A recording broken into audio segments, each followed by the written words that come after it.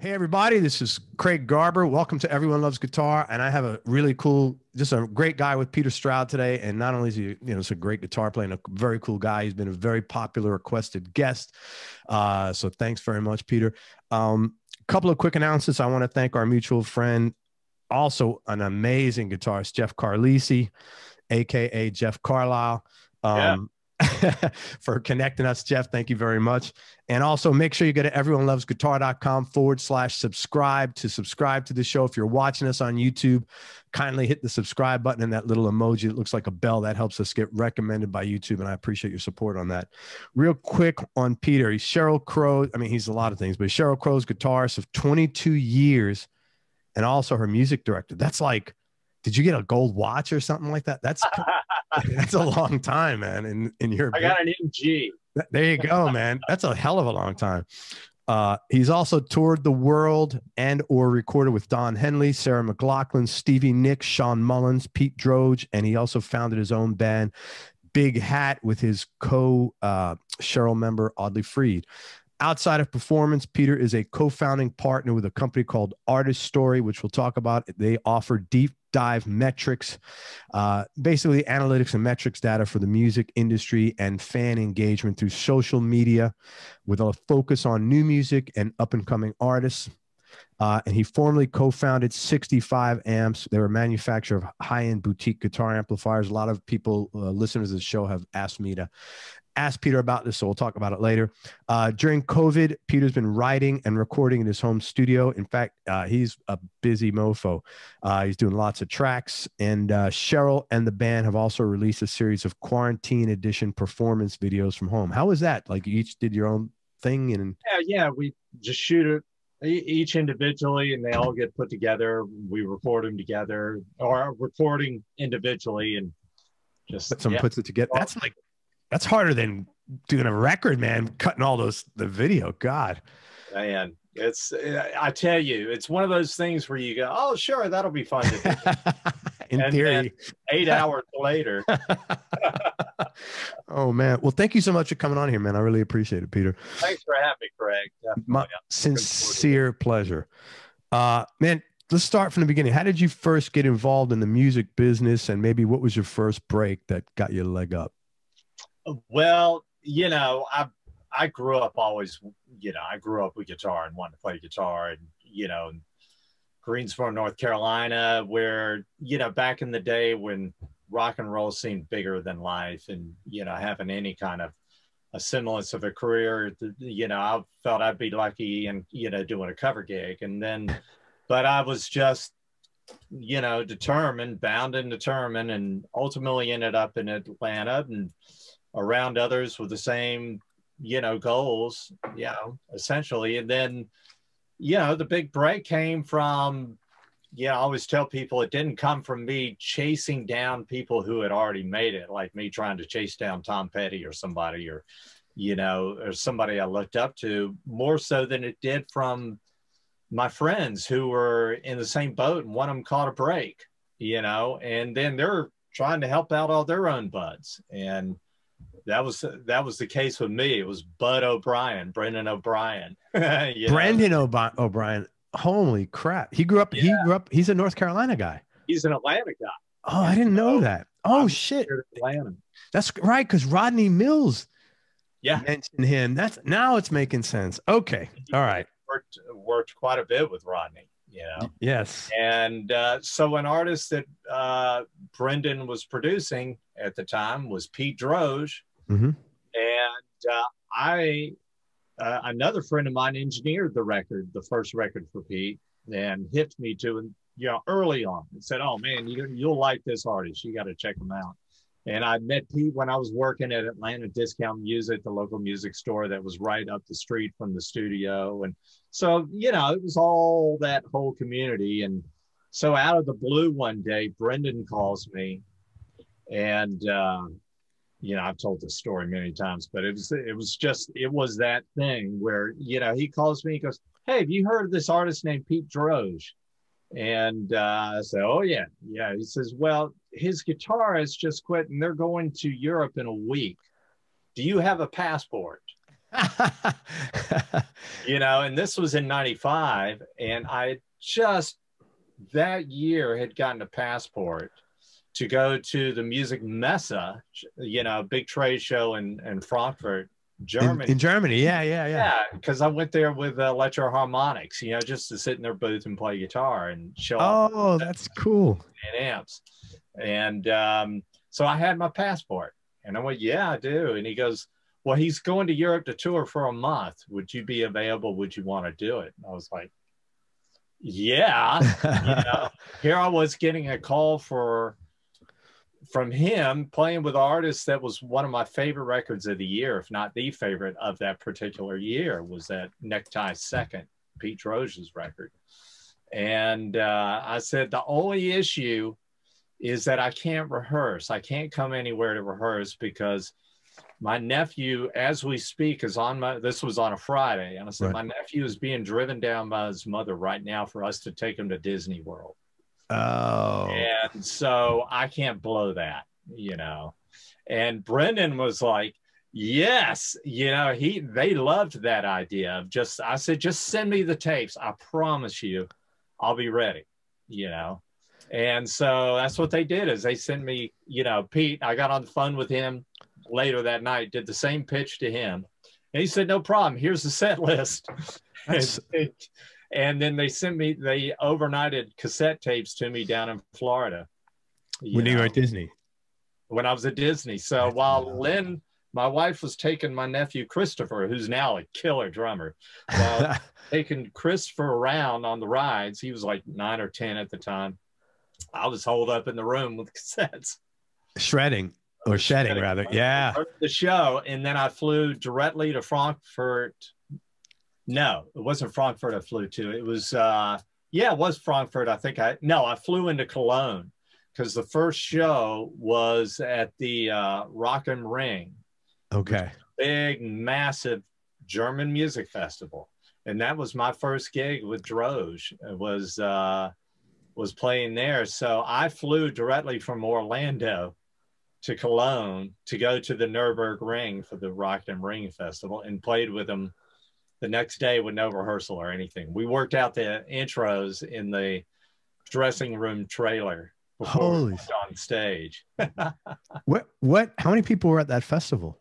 Your first gig? Well, when we played, he was first or second up. He was one of the two starters, and there was 40,000 there already. Holy crap.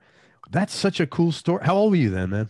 I was 35. That's so cool. Something like that. Wow. So that's how many songs did you have to learn? I learned about an hour's worth of material, and fortunately that first show was like 20 or 30 minutes. So that's great. Yeah. So it was, what are you talking about? Six, 8 songs, something like that, max, if even, you know. So, but it was just that whole thing of, I mean, that's a lot of pressure, man. 6, 8 songs in a hotel room in Disney. That's not exactly like. And on a rental amp, you know, they want us to just give me a Marshall, you know. I brought 2 guitars and 3 pedals with me, you know, a Rat pedal, a Boss digital delay, and maybe a tuner. I think that was it. And then a Telly and a Les Paul. And you flew out of Orlando. Orlando. Wow. Brought out the amp backstage because, of course, no sound check.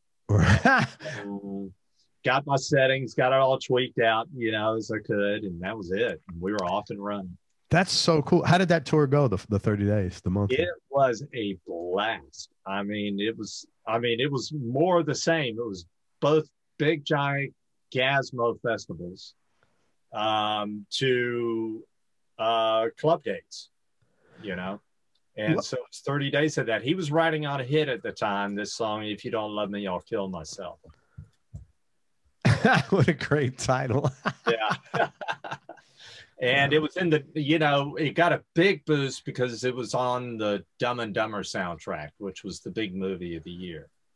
If you don't love me, I'll kill myself. Yeah, that got him a lot of it. And when you hear it, it's great. I mean, it's total. Brendan was playing a lot of the guitar with Pete on it.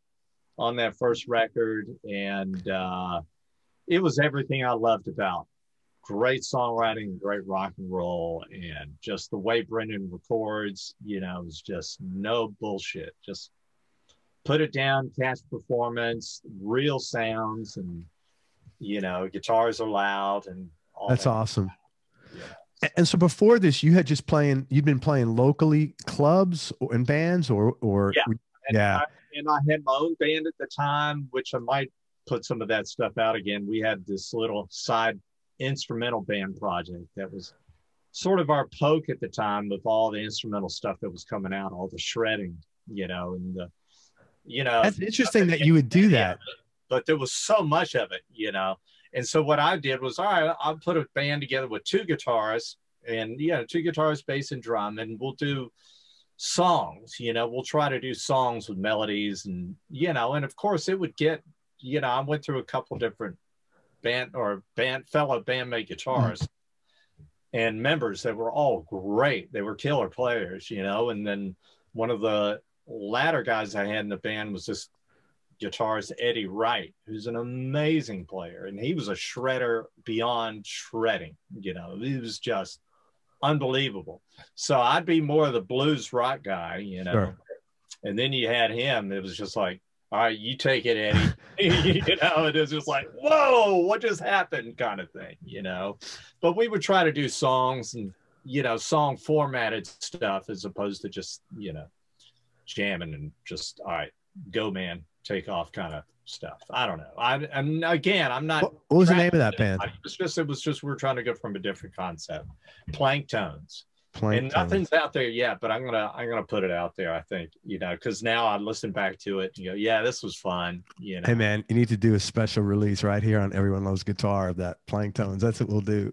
All right, let's figure out how to do that. I just did another recording with the first guitarist in the band was Pat Buchanan. Pat, yeah, I know Pat. That guy, he's played with everybody. You know, he played with what the hell was that band? Like not a rap band up in New York's Cameo. Yeah, he played with Cameo. How funny is that? Absolutely. He's a madman. In Atlanta during that time, we both lived in the same apartment complex. Okay. And I remember the day I moved in to the apartment complex and I was driving a U-Haul in with all my stuff. There's Pat. And I had gotten to know him from a music store where he gave lessons. You know, that's how we had first met. Okay. Back in the 80s when, you know, I had moved to Atlanta in 82, and this was around 84, maybe something like that, 85. And I saw Pat and went, oh my gosh, he's so great. You know, he's in this building and I'm Rover in that building. That's cool. We were bringing gear back and forth to each other. And he had this 50-watt Marshall that had been, it was originally a 71 or something like that. So it was a small box anyway, but this was before any of that really mattered. And he bought it from the store where somebody had put it in its own little box that was covered with like Naugahyde, you know? Okay. And so he nicknamed it the Lazy Boy. like the chair, man. That's so funny. Right, exactly. So he brought that over for me to borrow. And I remember that thing. This was before I really knew much about amplifiers at all, you know, but I still remember looking at those tubes, the power tubes, and going, you know, and now I got, oh my God, he had original gold lions in that amp. Wow. You know? That's cool. It was the real deal, Marshall. And this place, you know, it was a young person's kind of apartment community, you know, and during the day, I'd peg that 50-watt Marshall in my apartment. I'm sure you could hear it from every building around, you know. These were just cheap wood, you know, apartments. Sure. Typical Southern sort of back and forth all the time. We'd almost stand out on each other's balcony and wail at each other kind of stuff. That's great, man. Yeah, Pat's a good guy. He's a very nice so when I started the band, he and I started together. You know, he was in on it along with Allison Presswood. Yeah, bass player. Yeah, sure. Bass player. Yeah. This was before she moved to Nashville. And lawyer. Yeah, now lawyer. Yeah, so it was Allison and my drummer buddy Dave Allen is killer drummer, and he and I were roommates at the time. Okay, right on. You know, yeah, that's how that band came together. Good story, man. But I give you credit. Like you were 35, which is a lot older than the average guy getting his first like break. So I really give you credit for like sticking that out. Well, and you know, at that time, yeah, there was a lot of, I was working in a music store, Atlanta Discount Music, and yeah, I mean, I'd see it. We had everybody we were selling gear to, fellow workers that, you know, we were all pursuing the dream. You know, we were out, you know, and trying to make it happen outside of our day jobs. And over time, especially going into the 30s, you'd see people saying, I got to try something else. And they change careers. All of a sudden, their long rock and roll hair was gone, you know, because they had to take a job, you know? Right. Oh man, I'm sorry, man. Sorry. You know, he says, yeah, but I got married. I got to get, you know, so I totally got it.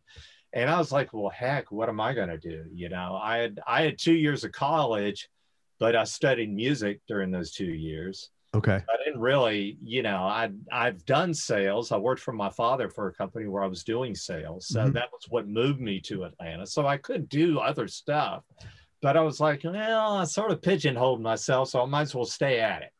So you didn't have any question. You just had like, that's really, I got to give you a lot of credit. That takes a lot of balls.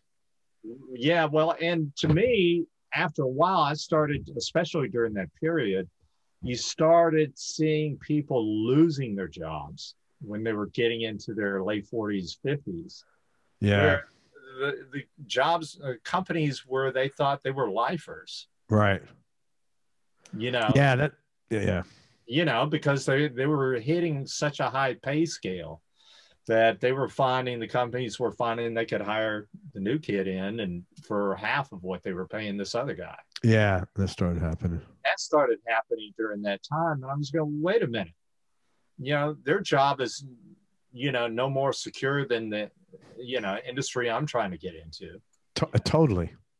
You know, so that was sort of a assuring thing of, you know, well, might as well just stay the course, you know. And then, yeah, fortunately, yeah, like I said, it was more Brendan. It was somebody who was right alongside. Yeah. Had his break, and he's the first person, you know, one of the first people he thought it was me, you know, and I just happened to have a passport, you know.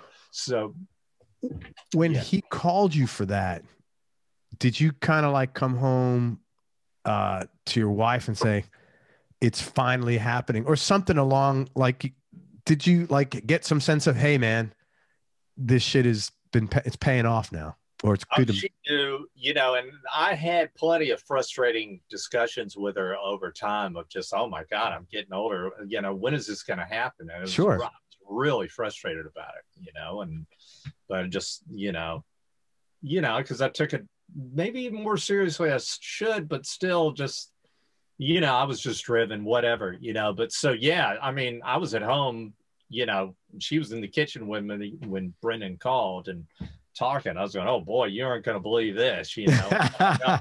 When I got off the phone with him, told her, and she was all for it. She's like, hell yeah, we'll make this work. That's great, man.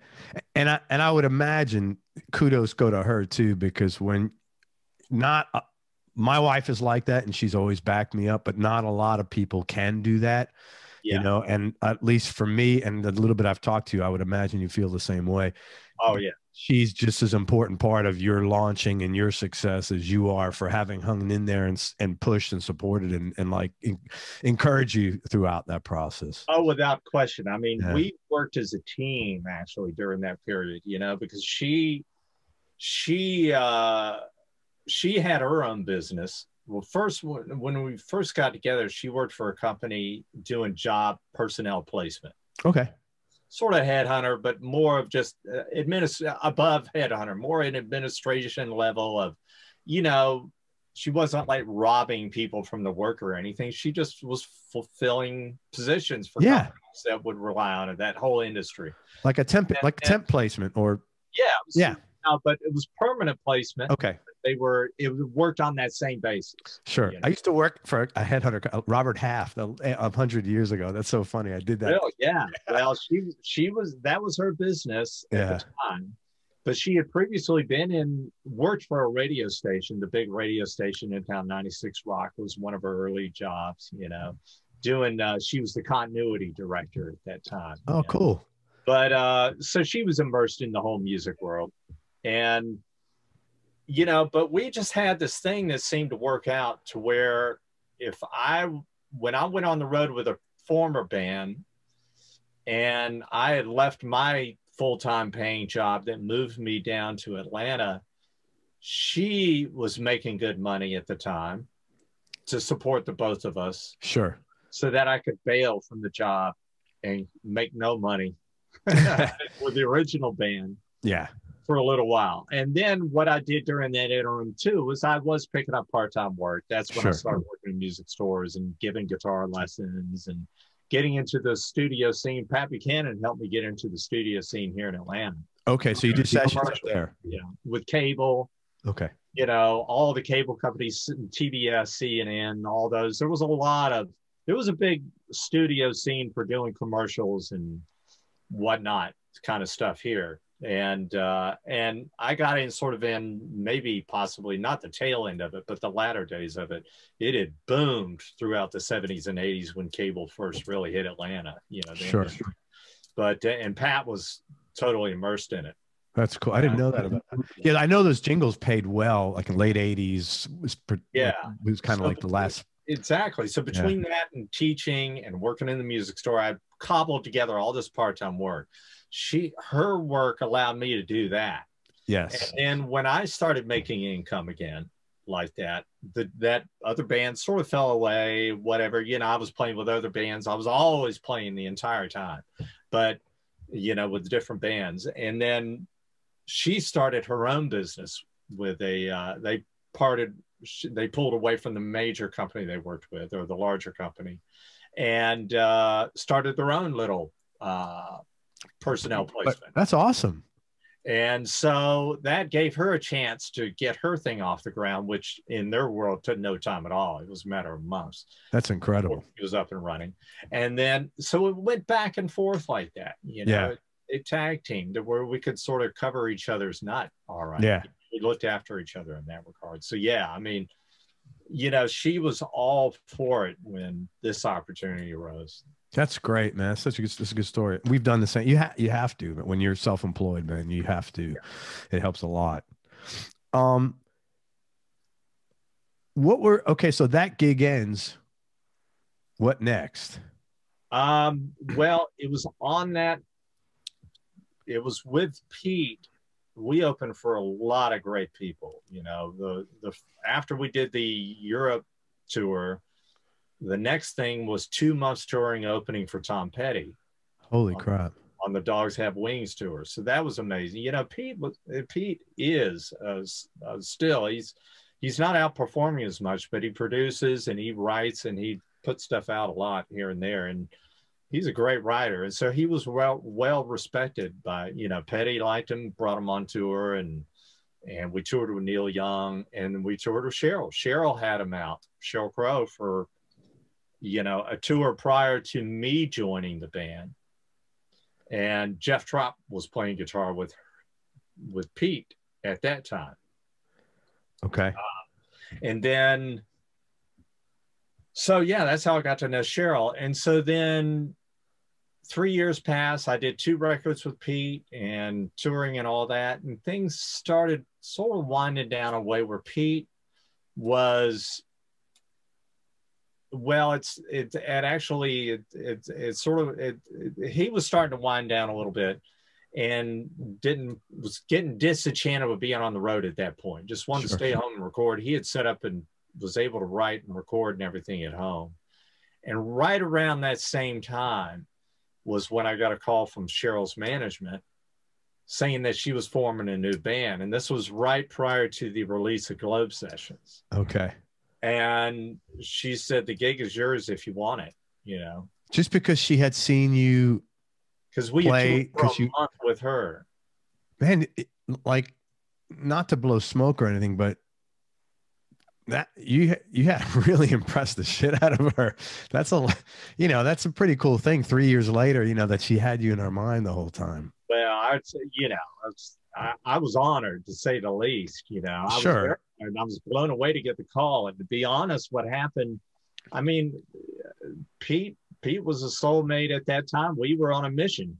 Right. We're on our mission from God here, promoting the record. And I actually said, well, I got to stick with Pete right now. When they first initially called me, I said, because we're right in the middle on this record, and I can't leave right now. We got to stick with it, And then as things wound down, Pete decided he wanted to get off, and then I went, all right. If he's wanting to calm down now, I went and how long management. How long afterwards was that? That was about maybe only a couple weeks or a month. Thank God. Hey, is that gig still? Yeah. And Pam, the assistant manager at the time, she went, yes. You must have like so, holy smokes, that's so great. It worked out, and then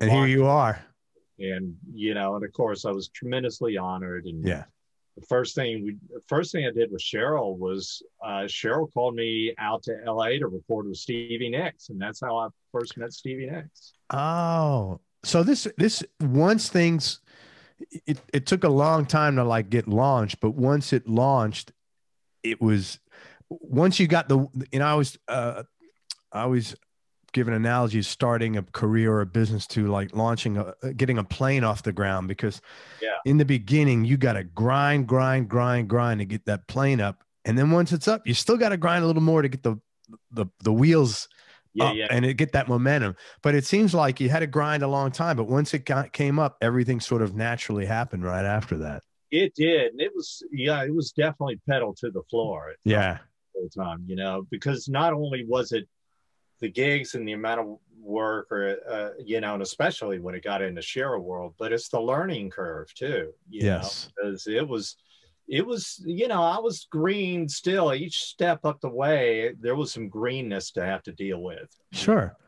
And it was that way with Pete. I'd go back and listen to the live recordings, and I go, ooh, man, did I play too much there? Or, ooh, I was wanking on that one. And he was not that, he was a jamming kind of thing you'll hear when you hear the records. And yes, but it was, it was like Petty and the Heartbreakers. It's all about space and playing the right thing at the right time and all that kind of stuff. And I had just come, when I joined him, we come out of that instrumental band. The plank tones where you're cranking. Yeah.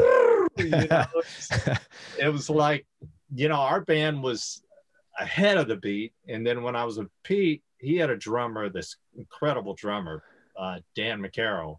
Okay. Who was, at that time, he had just come out of a band called The Grays, which was out of that whole LA Jellyfish. Okay. They were a pretty good band. Man, all those people, John Bryan, that whole crew, he was out of that. Well, his way of playing, to me, felt like he was 1 mile behind the beat. Walk, boom, and it just felt amazing. It felt like you were riding along on this giant mattress, That's cool. But my band, it was like, so I'll never forget those first chords I played with Pete on that live festival. It was like hitting the brake, and I was like, whoa, shit, I gotta lay back, and it was like, I don't want these guys to think I can't play in the groove kind of thing. Right. But that was a learning curve. And then from there, it was like I said, I was going back and listening to tapes and finding that I felt like I was overplaying and all that kind of stuff. And then with Sheryl, when we got into rehearsals with her, those were 8-10-hour day rehearsals, and learning that, I had my work cut out for me kind of thing. It wasn't, I don't feel like I really fell into that gig with Sheryl on that tour, I should say, that tour properly, not gig in general, but tour. I don't feel like I fell into it till we were a good 2 or 3 months in. But that's probably reasonable. Like who takes a gig and is like, hey man, this guy was great. It's not possible. It's like going into a relationship and, well, maybe that's not a good analogy, but you know, because sometimes. Well, it is actually. But, okay. So, you know, it's like you got to find your voice or, you know, find your place, your role even. That's probably pretty average, I would say. Yeah, it is. Probably accelerated, actually. Interacting and, you know, Sheryl's at this other level and mindset because she had already had some records and time and, you know, other influences, you know, just all of this stuff going on, you know, and so yeah, it was just a lot of work. Yeah. Did she have two? Go ahead. Sorry. Yeah, but that's, you know, but it eventually settles in. You know, yeah. To where I'd say by spring, especially, we all felt like we were in a groove and we were having a great time. And, you know, there was always something around the corner, but that you had to really buckle down on. But for the most part, you know. That's cool, man. Fell in her groove. Who was her other guitar player then? Or did she not have one? At that time, she didn't have it. And what was coincidental is that the guitarist who had left Droge at the time, Pete Droge, was Jeff Trott. Okay, yeah. Who ended up playing and writing and becoming Sheryl's collaborating writer still to this day. That's wild. And then when he decided after the tour that we had gone out opening for when I was with Pete, that stretch ran for them promoting her second record for, I guess, 2 years worth of touring. He decided he didn't want to tour anymore. And that's when they called me. So here I replaced him in Pete's band and then was replacing him again in Sheryl's band. Yeah. That's wild. I've actually heard that like maybe one other time that, keep following. Yeah. Buds now, you know, because we've done a lot of stuff together through Sheryl too, you know, and he's great. And, you know, our birthdays are like 2 or 3 days apart. And, that's funny. And all this stuff. And yeah, he's a wonderful guy. But so what were we talking about? Guitar players, the second guitar player in the band. Yeah, the other guitarist was Tim Smith, and he would swap off. Tim's another friend here in Atlanta, and it was coincidental that we were both playing with Sheryl. He had been on with Sheryl already as her bass player. Okay. And on the tour that I was with, and he had come out of Jellyfish to join Sheryl at the time when Jellyfish broke up. The next thing he did was play with Sheryl.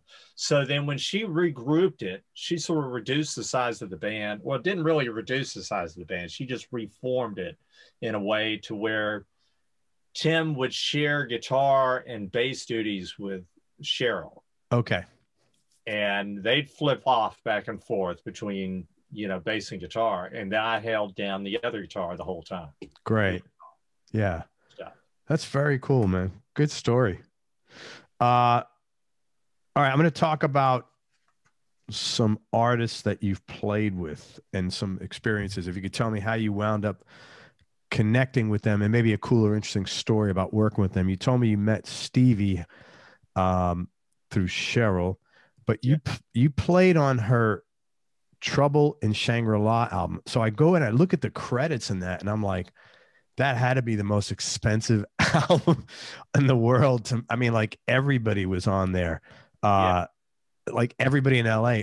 Any interesting stories about working on that record or? Oh yeah, that was a real eye opener at the time, you know, because it was my first, you know, I knew Sheryl. We had become friends, you know, as you would on the road to a degree. And she was always she was welcoming to us and come on in and hang out in our dressing room and stuff. And so that's how we all became buds, you know.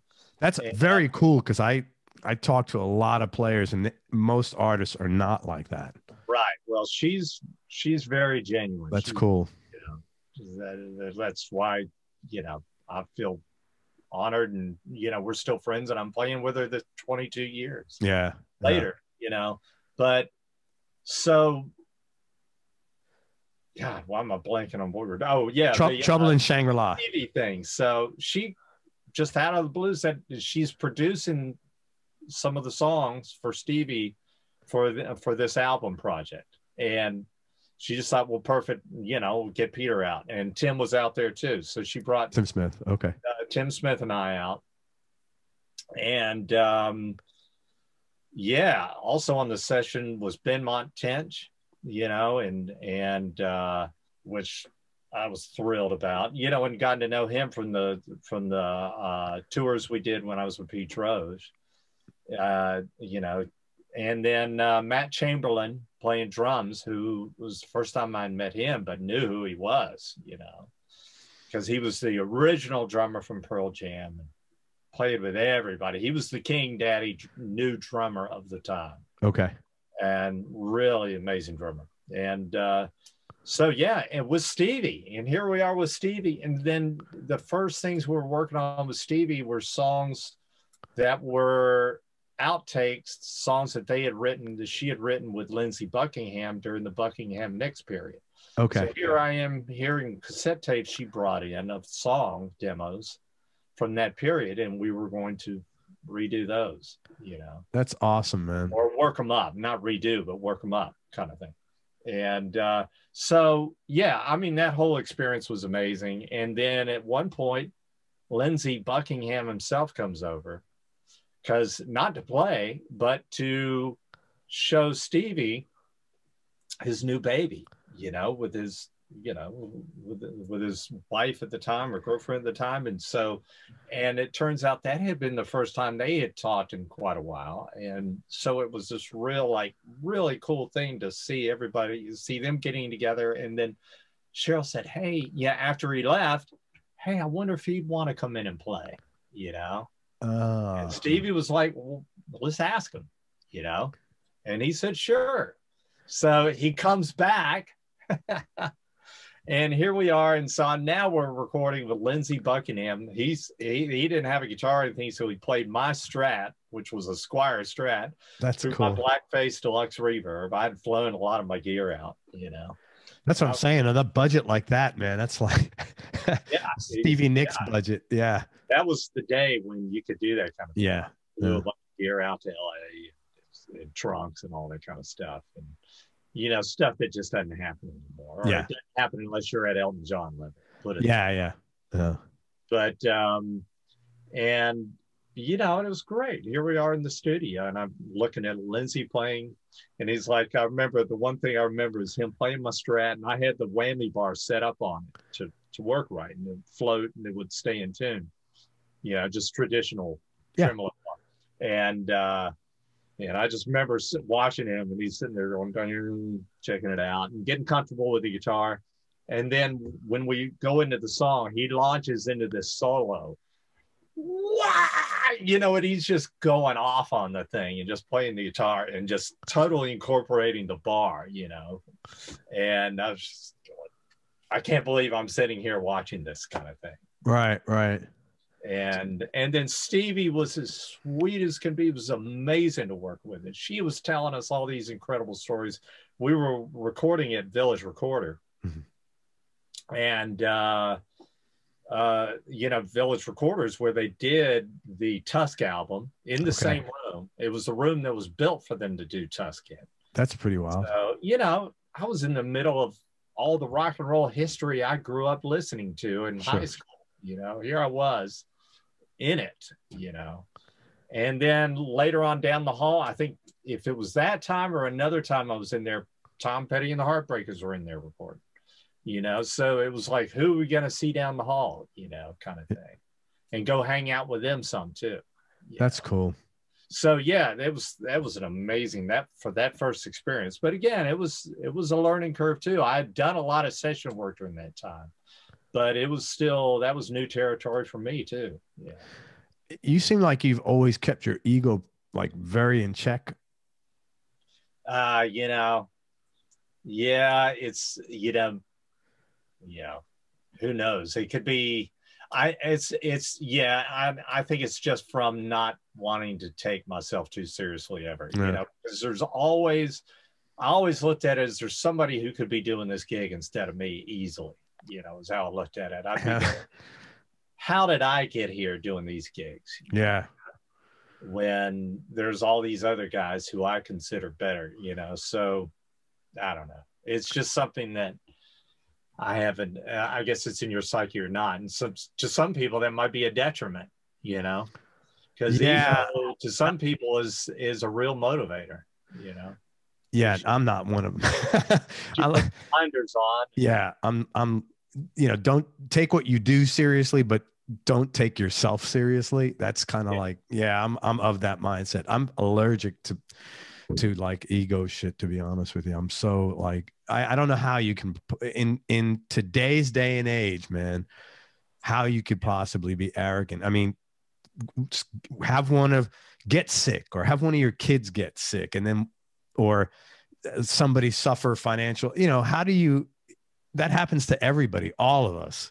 Yeah. So how you can maintain arrogance and have that going on in your life always blows my mind. I actually feel sorry for people that are like that, because it's like they're going to be ill prepared when shit happens, you know. Because and the thing I've found, you know, like you think about everybody that you looked up to as players, and I grew up during the period of looking up to Jimmy Page and Pete Townsend and all those guys, and then later on Petty and so forth, and all of them except for just a scant couple, you know, that I could count on one hand, were as gracious, as genuine as they come.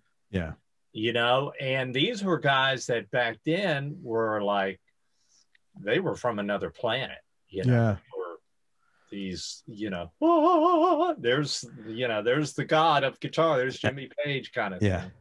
But when you talk to him, I remember when I first met him, which was before any of this, but I was with this other band, Dream So Real, and we opened some dates for ZZ Top down in Miami. Right.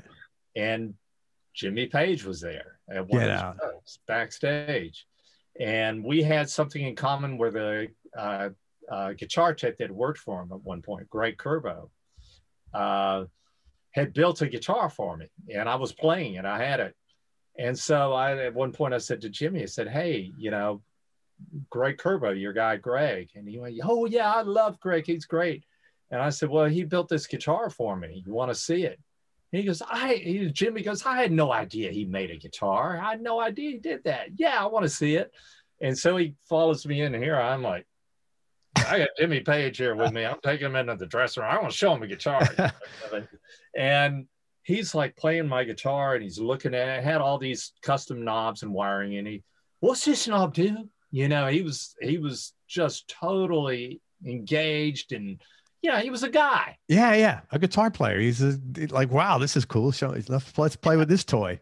Right. Yeah. It was one of my early exposures to the gods of rock and roll, of going, you know what, they're just like the rest of us. Some of them are a little more, you know, some of them, you know, like Pete Townsend, for instance. There's guys that are strong personalities that are the driven type, but they are still, they've got a humility as well. They just don't take any bullshit. Yeah. Kind of thing. And they, you know, what I admire about people, and Sheryl's one of them too, you know, Sheryl I admire because she sees a project through to the end and doesn't know any different than that, you know. Right. And Brendan's that way. The Droge, everybody I've worked with, that's my takeaway from being with people like that. Yeah. Is that they just, you know, especially Sheryl, man, she doesn't let the dust settle on her arms for 30 seconds before she's off to do something else. And because of that, it's never a dull moment working with her. She's always calling out of the blue, even when we're on the road, hey, let's do this song tonight, you know, so you're always on your toes, you know? Yeah. Or she's came up with doing the videos like we did during this quarantine period, or things like that. There's always something, you know. Her mind never rests, and that's in a very positive way. Sure. You know, and I see it with the way she raises her kids too. I mean, it's just amazing. I marvel of the way she does everything, keeps everything going in her life, you know. And that is the thing I've seen with everybody, is that their humility is there. They're just driven, and they have that innate ability already as an artist. Yeah. I agree with you. Most of the people I've met are successful, are very, very nice. I think it's hard to become successful and be an asshole today. I'm talking about in music or otherwise business. I Yeah. think you have to be nice. And the only time where I see it where people tend to be arrogant is if you've worked for what you have on your own. I rarely see that kind of attitude. But if it's been handed to you, like daddy gave you the business, Right. or you fell into it, you know, then I tend to see, like, because you didn't have to get that plane up on your own, you think it's like you're a golden person. But yeah, most people I've met are the same as you, man. Yeah, I think you're right. If you came up in the ranks quickly and it was pretty much all thrown, like I have seen rockers that, you know, are still gracious and everything, but they're of that period where, you know, you were all golden gods at the time. Right. You know? Yeah. And so if they didn't know anything different, if they came out of their teens that way, Right. you can be sympathetic of going, oh, okay, I get it. Yeah, totally, you know? man. But then you meet, you know, Paul McCartney. He's as funny and nice and engaging as they come. That's, you know? I can't believe the amount of people that you've had exposure to through Cheryl's gig. I mean, that's pretty. Oh, yeah. What was your like most? I mean, I'm sure Paige had to be one of them. But one of your most, like, as you just said, holy shit, I can't believe I'm showing this guy my guitar. What was another one besides Paige? Well, since we're talking about Paul McCartney, he was one of them. You know, there's been a handful of them, believe me, of those situations. But Paul, we were doing a show that was a fundraiser for David Lynch's annual Transcendental Meditation in Schools. Okay. And it was at the Radio City Music Hall in New York City. Great place, man. Yeah. And I brought my wife and son up, Lynn and Dylan, up for the occasion. And so we were backstage. It was during the day. And we were taking the elevator after our sound check back up to the dressing room, which was a few floors up. And they had an elevator attendant lady. And so I was in the back. We were all in sort of the back, so we couldn't see out the door. Big elevator. And she's sitting on a stool, and the door opens on a floor as it's going up towards ours. And she looks out and she goes, "You want to get on this elevator?" You know? And all of a sudden we see this head pop in, and it's Paul McCartney. That'd be weird. And he looks in, and he quickly cases us down. He goes, "This looks like a good, cool crowd." He walks on.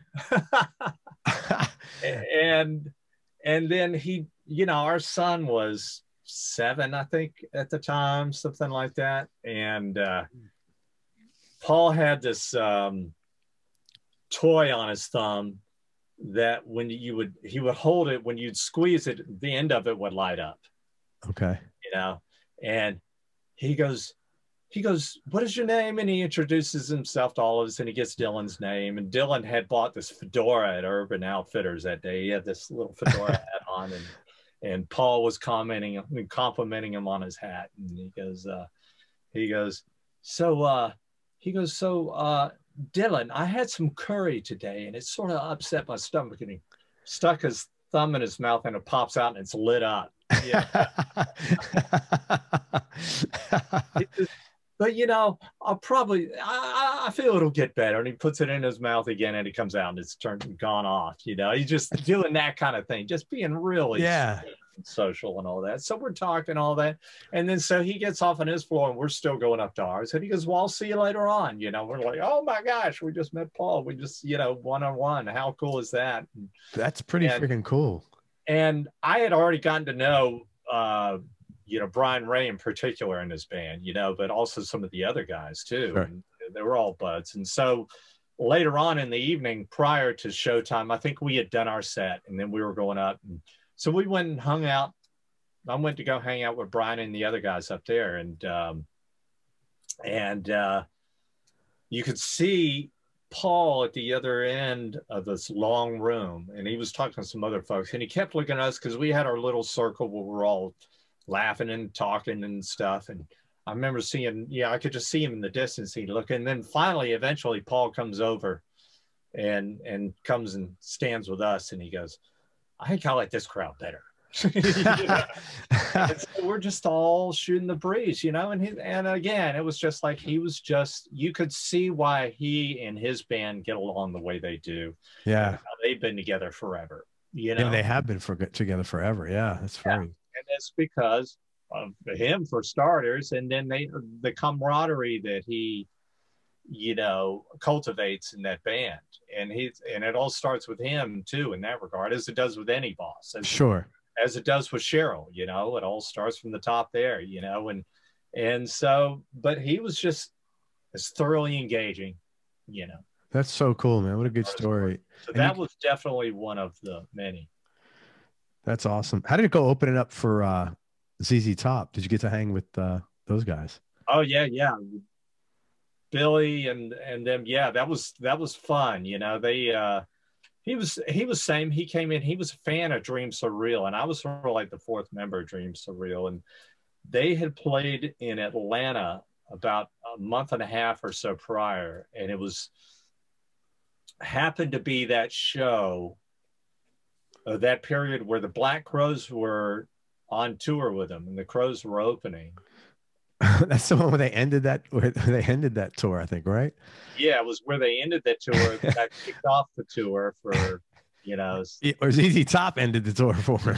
Yeah, ZZ ended the tour for him for saying, you know, calling out, you know, about the beer. Or yeah, Budweiser corporate sponsor. Because I had Gorman on here, so I had that story. I read his book before he was on, so I have all that shit fresh in my mind. That was it. That was pretty amazing. And so I can't even remember how I was backstage at that show, but I would get backstage a lot of shows. So I was in the green room when they came to do their meet and greet. And so I was able to meet Billy and introduce myself, and told him who I played with. And it turns out he was a fan of Dream So Real because they had recorded the second record that I was with them promoting at the time, at Art Studios in Memphis. Okay. It's Dreams So Real, like Dreams Surreal. But yeah, it's Surreal. Yeah. And the album was called Glory Line. They had a hit off of their first record called Rough Night in Jericho. And so in the early 90s, I became a member more or less of their band, but I was really sort of the ancillary guy. I was the fourth guy. They were a three-piece band, you know, in their own right. And so they just asked me to come along to help fill out the guitar stuff, you know. Sure. But we had a blast doing it. It was great. So anyway, it turned out that Billy was a fan because of them having recorded with the same producer. Joe Hardy was the producer of the Dream So Real second record that they did there at Ardent, and Joe Hardy worked with ZZ Top and Billy Gibbons quite a bit. Gotcha. So that was how he was familiar with Dream So Real. So at that time, they were looking for all sorts of bands to fulfill the opening slot since Black Crowes weren't on there. I pitched us. Oh, okay.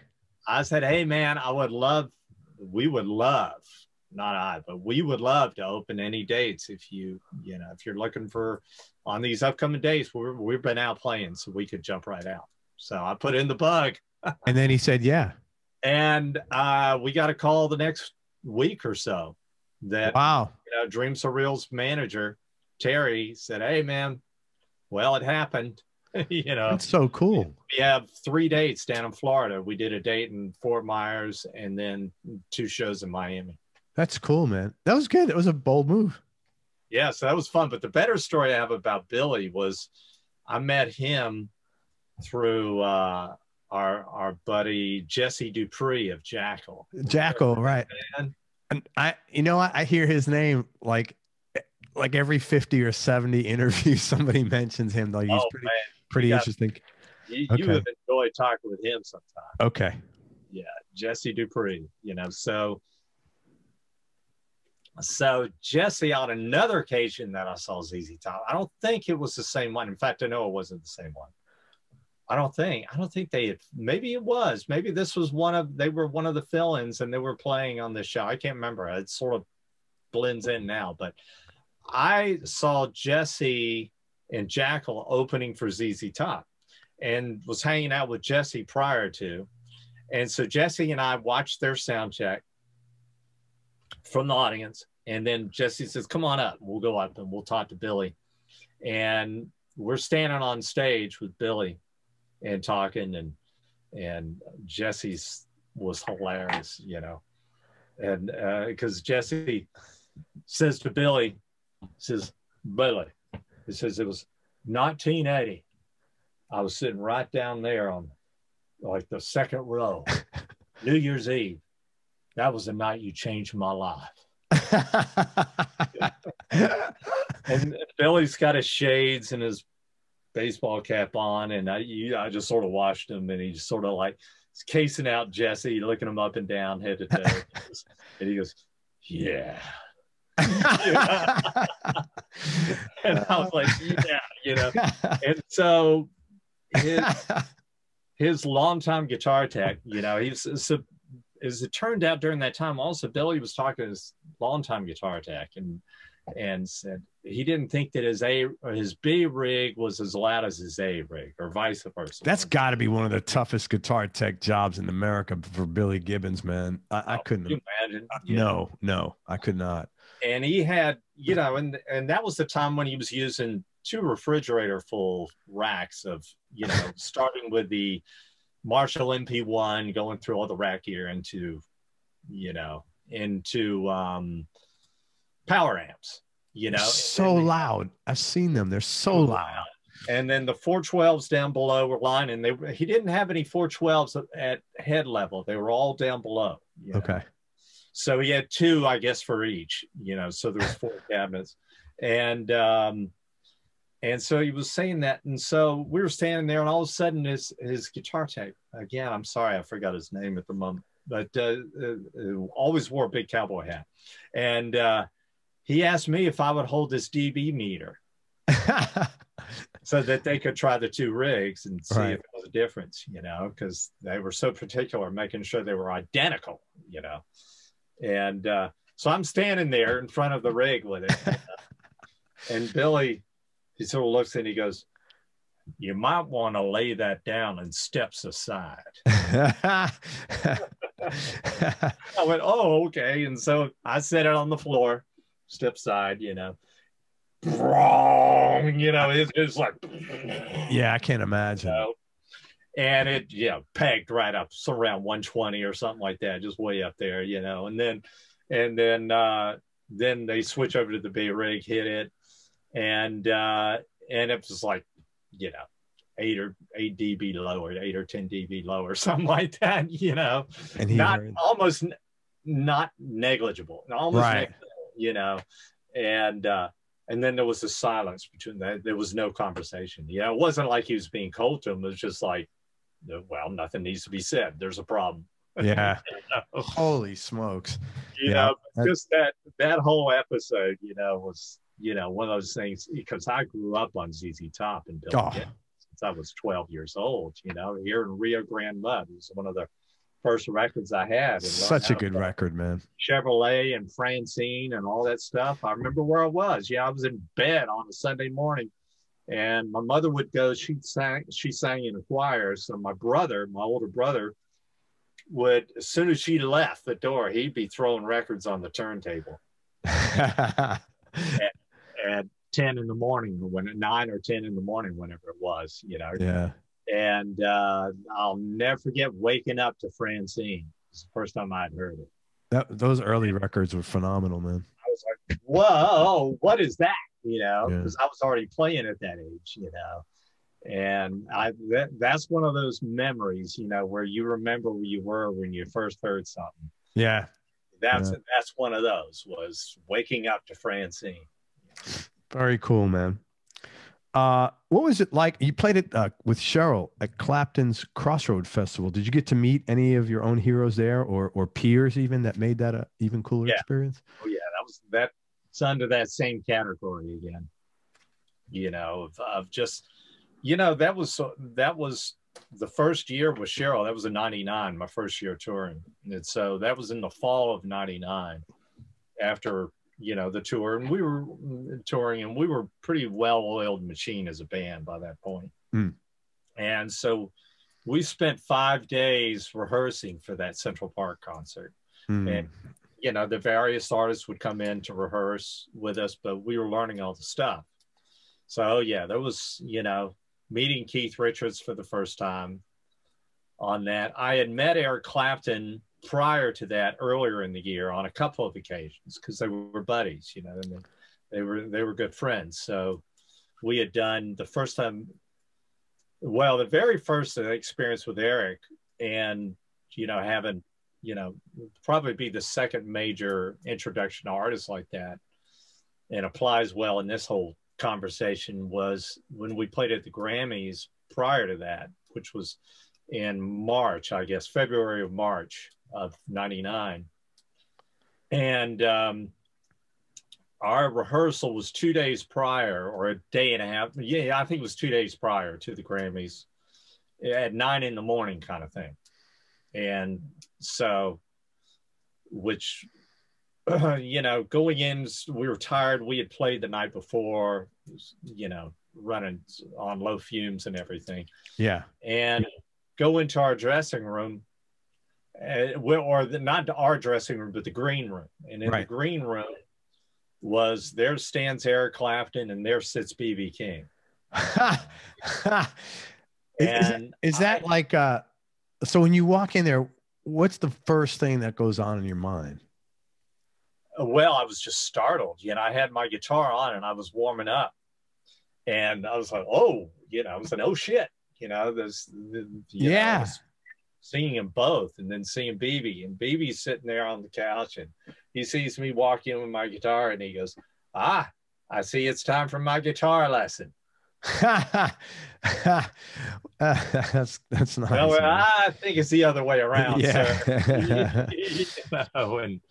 And that was when I'd first met Eric too, and Eric had become good pals with Cheryl's drummer, and they were talking, whenever they'd see each other kind of thing. They always had a great time talking. He had gotten to know them. They had done a bunch of stuff prior to me even joining the band. Okay. With the previous band. So I was the newbie. Yeah. How cool is that when you walk in and you see B.B. King? And that's got to be like the weirdest thing. Oh, man. Yeah. It was, one of my legends. Amazing. Yeah. And so then, so it was, that year was just that all the time, meeting people like that, actors and everything too. It was right when Sheryl was wailing at her height, Sure. So when she would do shows, there'd be, movie stars like Warren Beatty and people coming to the shows, It was just amazing who'd be at those shows. Yeah. And they'd all want to meet with her after the show, or just say they'd hello? all be backstage. Tom Hanks, everybody. And Tom was that was soon after his movie That Thing You Do came out. Okay, sure. That was a cute movie. Yeah. Excuse me. Fun movie. And so he was talking with us, and just as open and talking with us about music. And, Kiefer Sutherland, who's a guitarist, he'd be at a lot of those shows. And, so yeah, as well as the music world, there'd be all these actors that were coming around that had music, that were music fanatics as well. Yeah.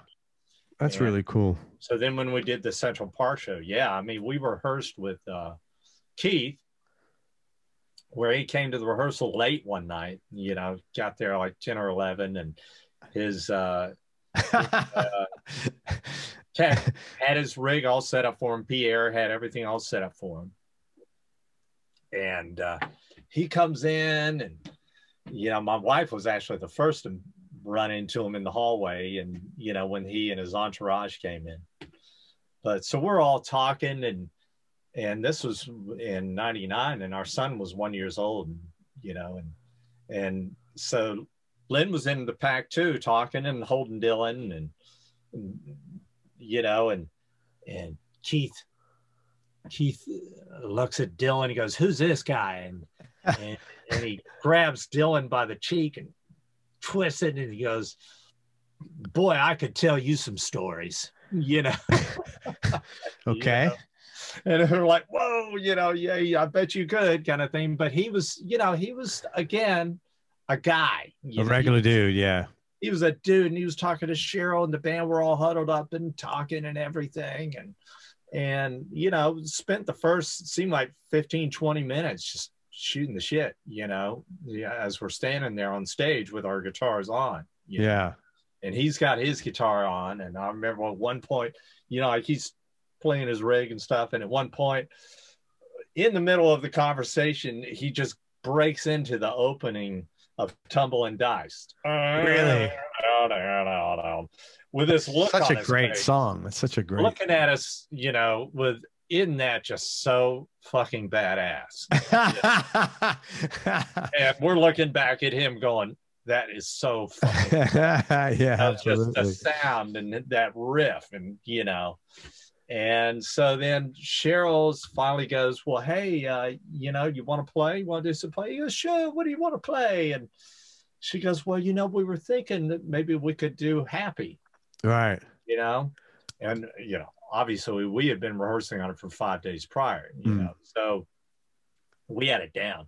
And he does the vocals on that song. Yeah. Yeah. He does the vocals.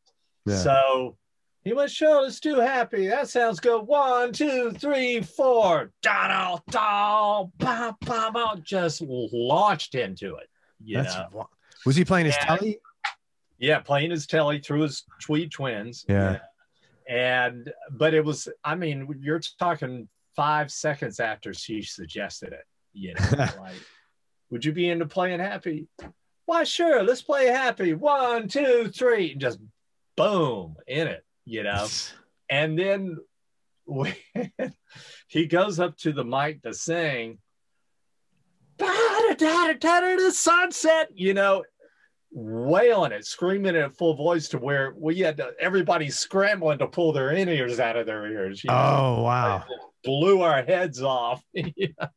I don't even know the lyrics. I mean, it's one of those songs you can't understand. You had to know it because you rehearsed it, but like I have no idea what the words are. Yeah, I can't even remember it now because it's been so long. But it was just like, and then it was off to the races. I remember looking at our drummer Jim, and we're all just going, all right, we're in it. Hang on, you know, we're off and running, you know, and it was amazing. Yeah, that is so cool, man. That was definitely a blast for us all, Sheryl and everybody. We were all just like, woohoo! It was like riding on a horse at, you know, full speed, you know, just that kind of you know, exhilaration. I can't playing with Keith Richards. Yeah, I could only imagine. That had to be like phenomenal. One of those. That's one of the many, but that one was always one of my favorites. Yeah. Playing with Keith. We talked about this briefly before we started recording. Big Hat. That's a great album that you guys released. You and Audley are in there, and who else? I'm sorry, I should have written this. Yeah, it's all right. It was Keith Gaddis. Was a singer, also a guitarist, great guitarist, who had been an artist in his own right, or is still an artist in his own right, and a songwriter, and had played with Dwight Yoakam as his guitarist not long before that. He's had some great guitar players, Dwight. Oh, yeah. Yeah, he has. And Keith's one of them. And Keith had invited me out to record with him a few years prior when he was working on one of his solo projects, you know, his own album projects, and Matt Chamberlain playing drums too. So that was fun. And then also Rami Jaffe, who's now with Foo Fighters, the keyboardist for Foo Fighters, but he's with Wallflowers at that time. And, but yeah, so Keith, you know, I just had this idea at that time around 2007, 2008 of how I'd like to put together an ultimate band and who would that. And I had just gotten to know Audley to where we were becoming buds. And, so you guys didn't know each other from North Carolina at all? Yeah, we did. Yeah. In fact, the first I heard about Audley and Cried Love was when I was recording with Pete Droge, because Brendan wasn't producing Cried Love, but they were recording in Southern Tracks. Okay. Same studio, which was 10 minutes from my house, you know, so that's pretty cool. Yeah, that studio became historic. It's unfortunate it's no longer around, but, you know, everybody's Stone Temple Pilots, Pearl Jam, Bruce Springsteen, Brendan brought everybody in there. That's so cool, man. But so anyway, that's where Cry of Love was recording. I think their second record at that time. Yeah, their second record. And so that's when I first really heard about Audley, although we had already been in circles. Like he had played in bands that were playing on Atlanta's rock club scene prior to that too. Okay. Even though he's from North Carolina, but yeah. we never crossed paths during that period. Okay. So it was later on. So yeah, I just thought, man, what a cool band that would be if Audley and I and get Keith. And I had jammed with Robert before. Now, Robert was the bass player or the singer in... Robert Kearns was the bass player. Cry of Love. Yeah, with Cry of Love also. Right, right. And I was in Nashville one time. We had jammed. It was an impromptu jam during one of the NAMM shows, I think, where we ended up at this club called Douglas Corner, or this, music venue called Douglas Corner. And Fred was playing drums too, Okay. So that's how we all sort of clicked and got to know each other. And so it all formed really easily. It was, these guys already sort of knew each other. And I jumped in and I was the one that sort of, hey, why don't we all pull together and do this band thing? So that's how it started. You guys made an EP. It was only like four songs on there. I know. And that was the frustrating thing. I was like, it was so frustrating for me too, because all of us were really busy during that time. Yeah. Touring, playing with all sorts of stuff, like Audley and Fred, I think they had played with the Dixie Chicks, were touring during that time. The only one who wasn't really was Keith, and he was getting frustrated because he really wanted to put all attention to the band. I was playing with Sarah McLachlan at the time. Man, you've played with some great female artists, vocalists. I mean, Sarah McLachlan has got one of the most moving voices, man. I mean, her voice is pretty incredible, man. Yeah, it really is. She's pretty amazing, and yes, I was. Yeah, just that's a whole other chapter there. It's just playing with her. But so we were all so busy, and it was really difficult for us to get together beyond the initial where we got together and wrote those first batch of songs, which were 3 actually, and the 4th was a cover that I wanted to do, which was a Pearl Jam song, Supersonic, and but. So we didn't even rehearse this stuff. Audley and I and Keith got together and wrote it. And you didn't rehearse this even? No. And then I had them come down. I booked the time at Southern Tracks, and I had it all in head how I wanted to go down with Nick DiDia producing, who at the time was also engineering all of the records with Brendan O'Brien. Okay. So I loved every record that they made and the way they sounded. And Nick DiDia, of course, was that every bit of a part of that sound as Brendan was. Okay. So I was like, all right, Nick, he was starting to produce more on his own. So that was it. We'll record it at Southern Tracks. And so that's what we did. So everybody came down. We had 2 days booked, and we knocked out those 4 songs in 2 days for the most part. And it was one of those things where we didn't know what to expect going in, because we were introducing the songs to the band, right then and there. So yeah, I remember Keith listening to the playback going, I had no idea it was going to sound like this, That song, The Light, that's my favorite song. It's a great track, man. Oh, thank you. Thanks. Yeah, that was, each one of us brought a song to the table, and that was one where I had the music to that and Keith wrote the words to it. Great tune, man. Very cool. Yeah. So is there any chance there's going to be another, or the second half of that record at least? I never give up hope on that. Yeah. We got busy. Sheryl got really busy. And at that time, what sort of I thought would enable us to work more together, but ended up not working out that way, was when Sheryl needed to form another band again around 2011, which was after I'd played with Sarah McLachlan, and after she had a former band, or Sheryl had put together a band to promote the record 100 Miles from Memphis, and with Doyle Bramhall, yeah, the third, so they had that band. And third or second, sorry, Doyle Bramhall, the second, I think it is. Yeah. I've got a friend third. He might have a third, but he's probably not the guy you're talking about. Yeah, right. I have a friend who's a third. That's why. Sorry, Doyle. Yeah. So after that had drawn to a close, she was needing to put another band together, and she was doing it, putting out her next record through Warner Nashville, and so it was very Nashville oriented. Okay. She moved to Nashville at the time, and so I'm still in Atlanta, and I said, well, I was talking with a manager, and I said, well, I was thinking in the back of my head, I said, well, really, I sort of got the band, I got the band. Oh, right. So you were thinking Big Hat could be the backup Sheryl's band. Yeah, because it made sense, or at least a portion of it. Fred, Audley, and Robert. Yeah, because they're right there in Nashville. Not only can they play the Nashville sound, what she was coming out with on a record, but they could also play her other stuff. They were rockers. So they were rockers in Nashville. So you talk about authentically being able to do both. Yeah.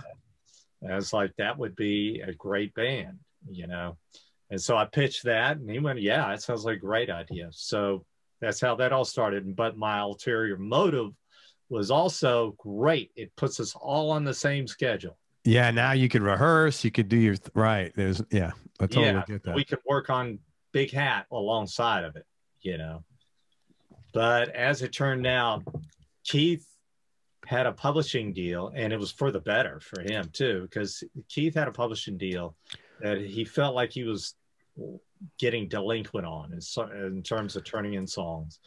We were getting really busy with Sheryl, promoting her new record. And it just sort of fell apart. Keith had to put his attention to writing. And then he wrote these mega hits for like Kenny Chesney and George Strait. Okay. And, it was the best move Keith ever made, obviously. Right before he probably got the last breaths out of the dragon when you can. Yeah. Before streaming came and took everything. Yeah. Exactly right. Before streaming came into effect. And not only that, but he'd be the sole writer of these songs, not just not a co-writer. Okay, awesome.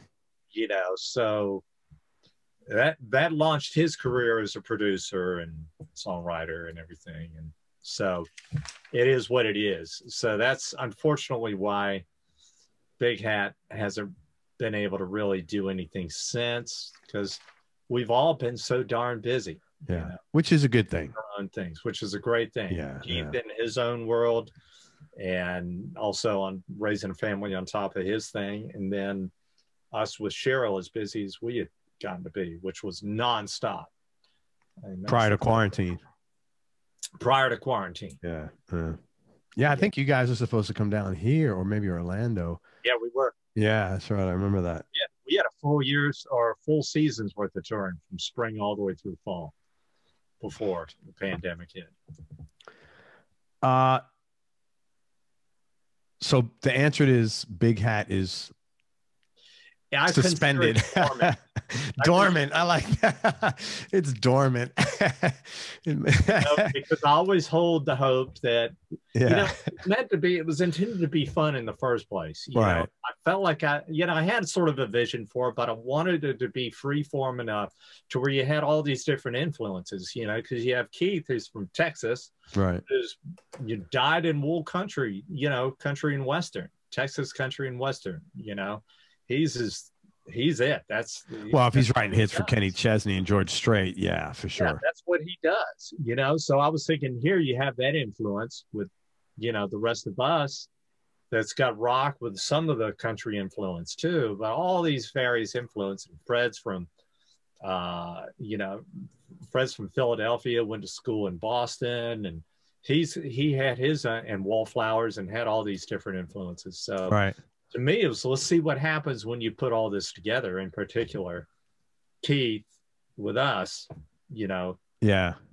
And that's what you got, was that, you know, where Delilah, to me, where you got the George Jones kind of way he sang on top of Waylon. Yeah. Know? Yeah.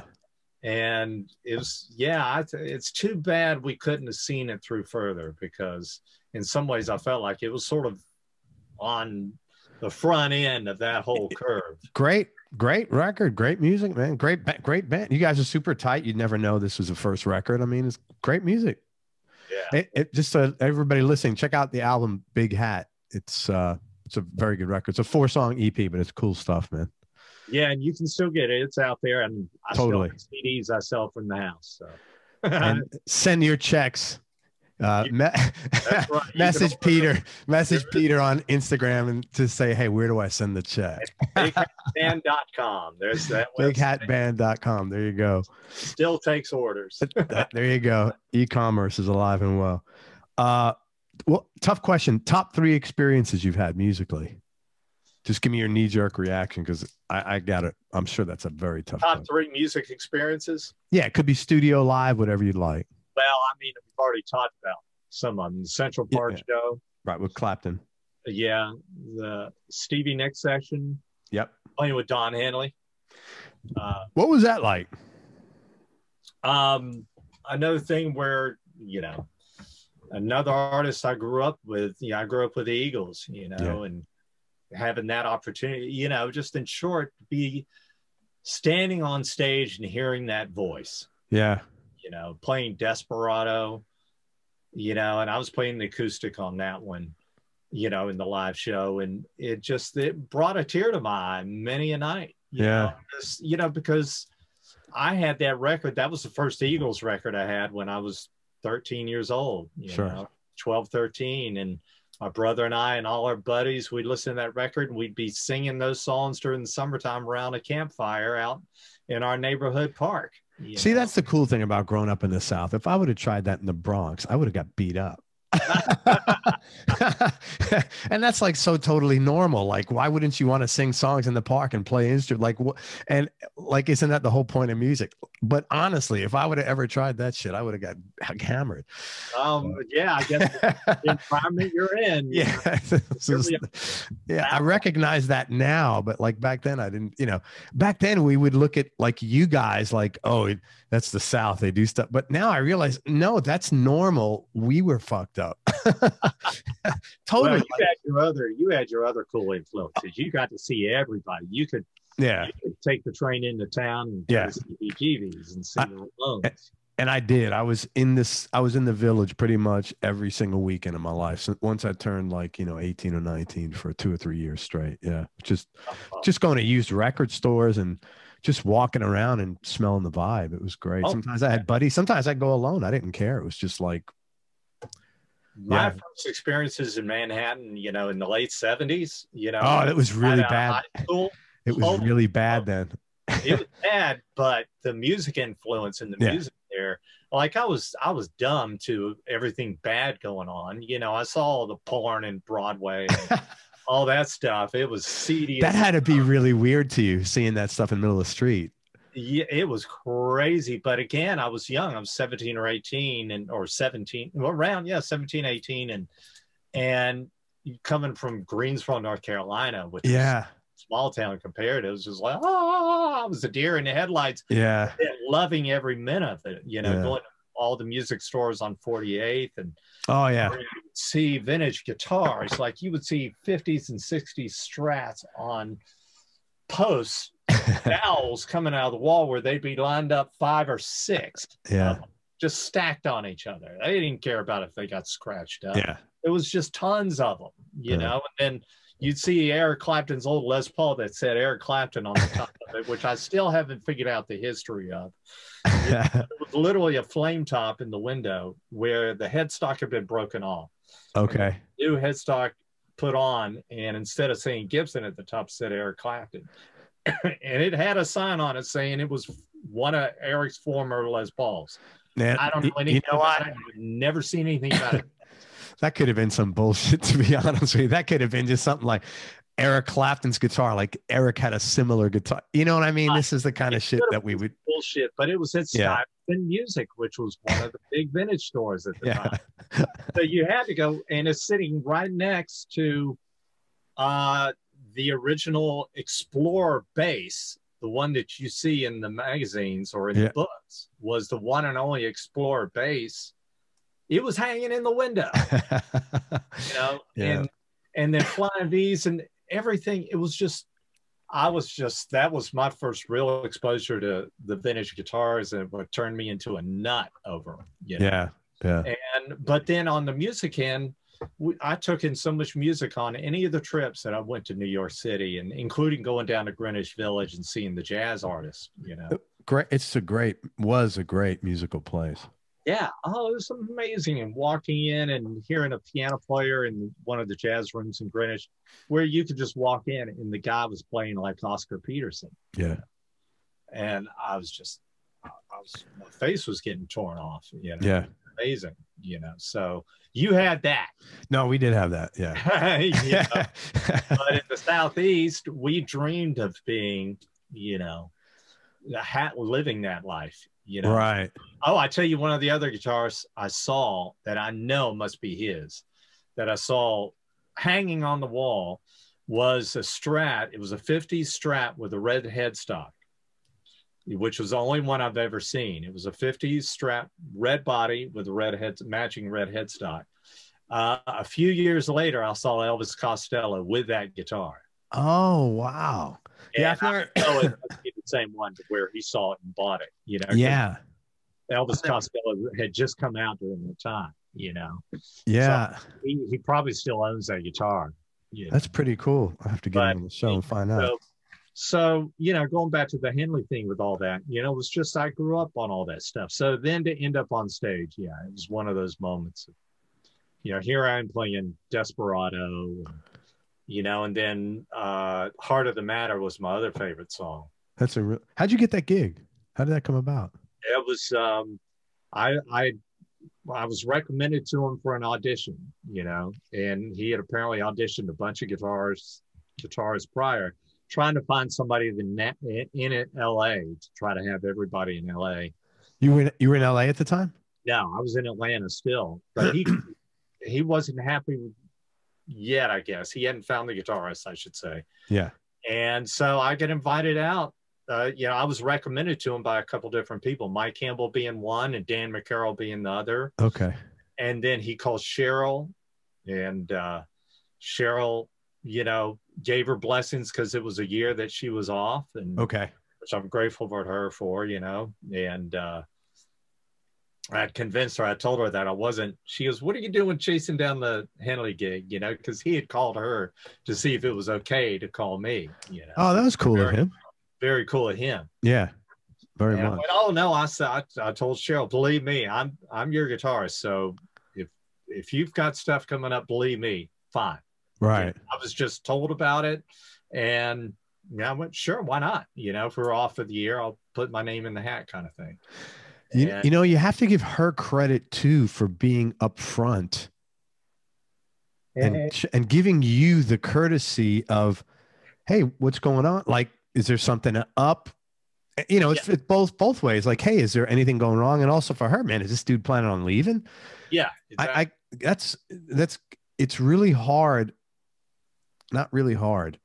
You don't always get that open communication. Right. With people. I'm reading this book.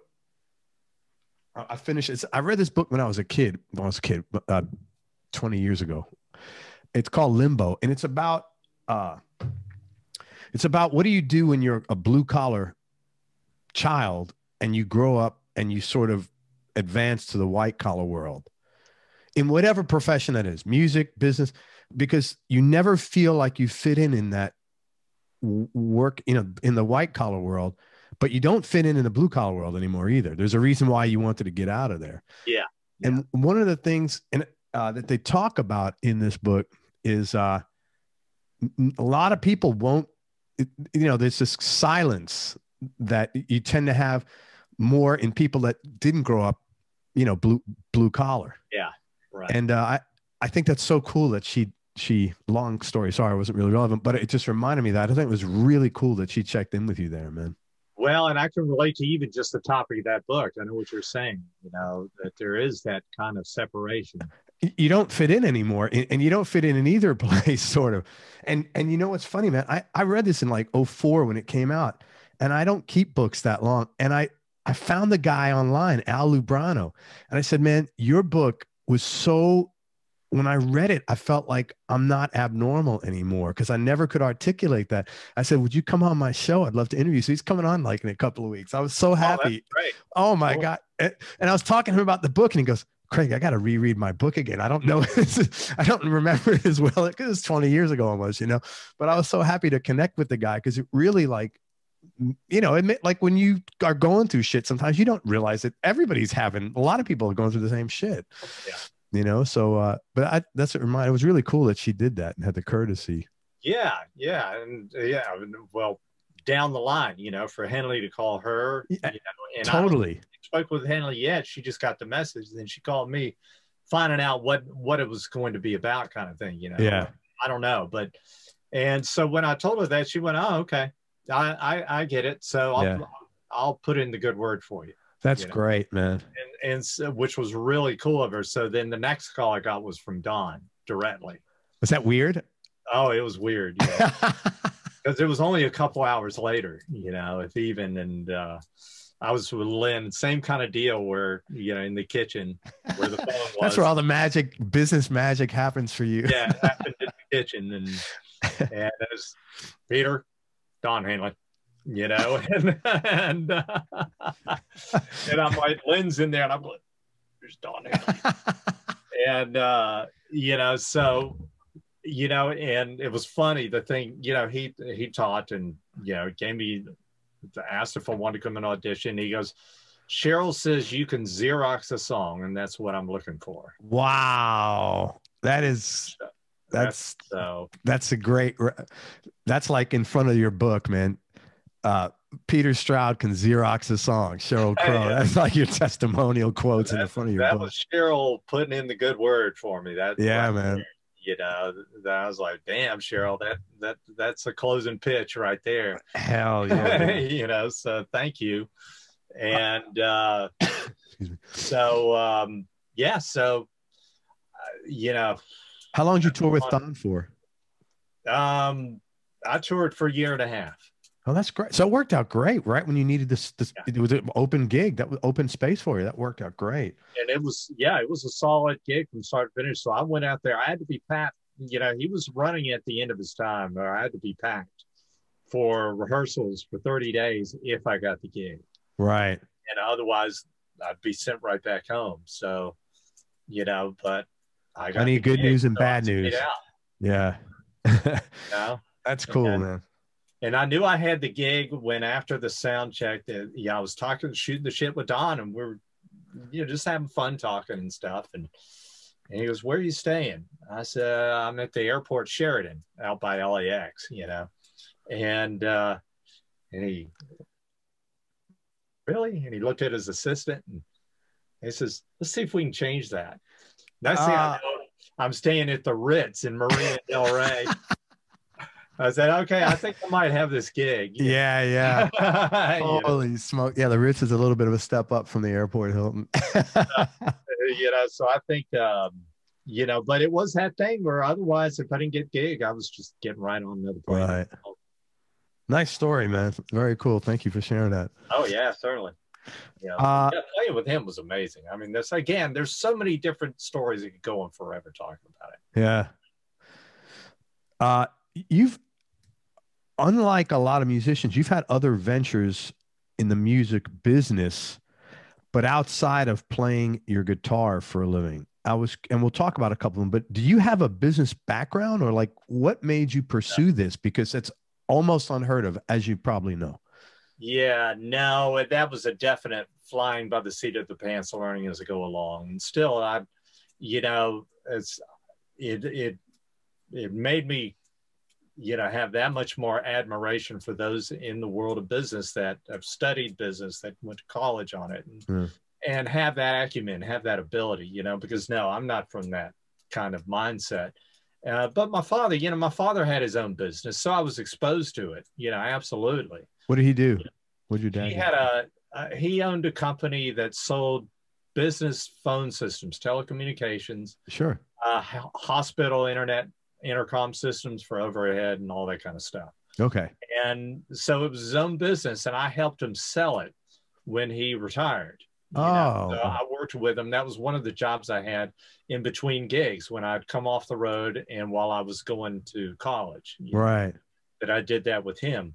So yeah, I had plenty of exposure, but I just wasn't really at that mindset until, you know, and then so yeah, with 65 amps that I started with my friend Dan Bull.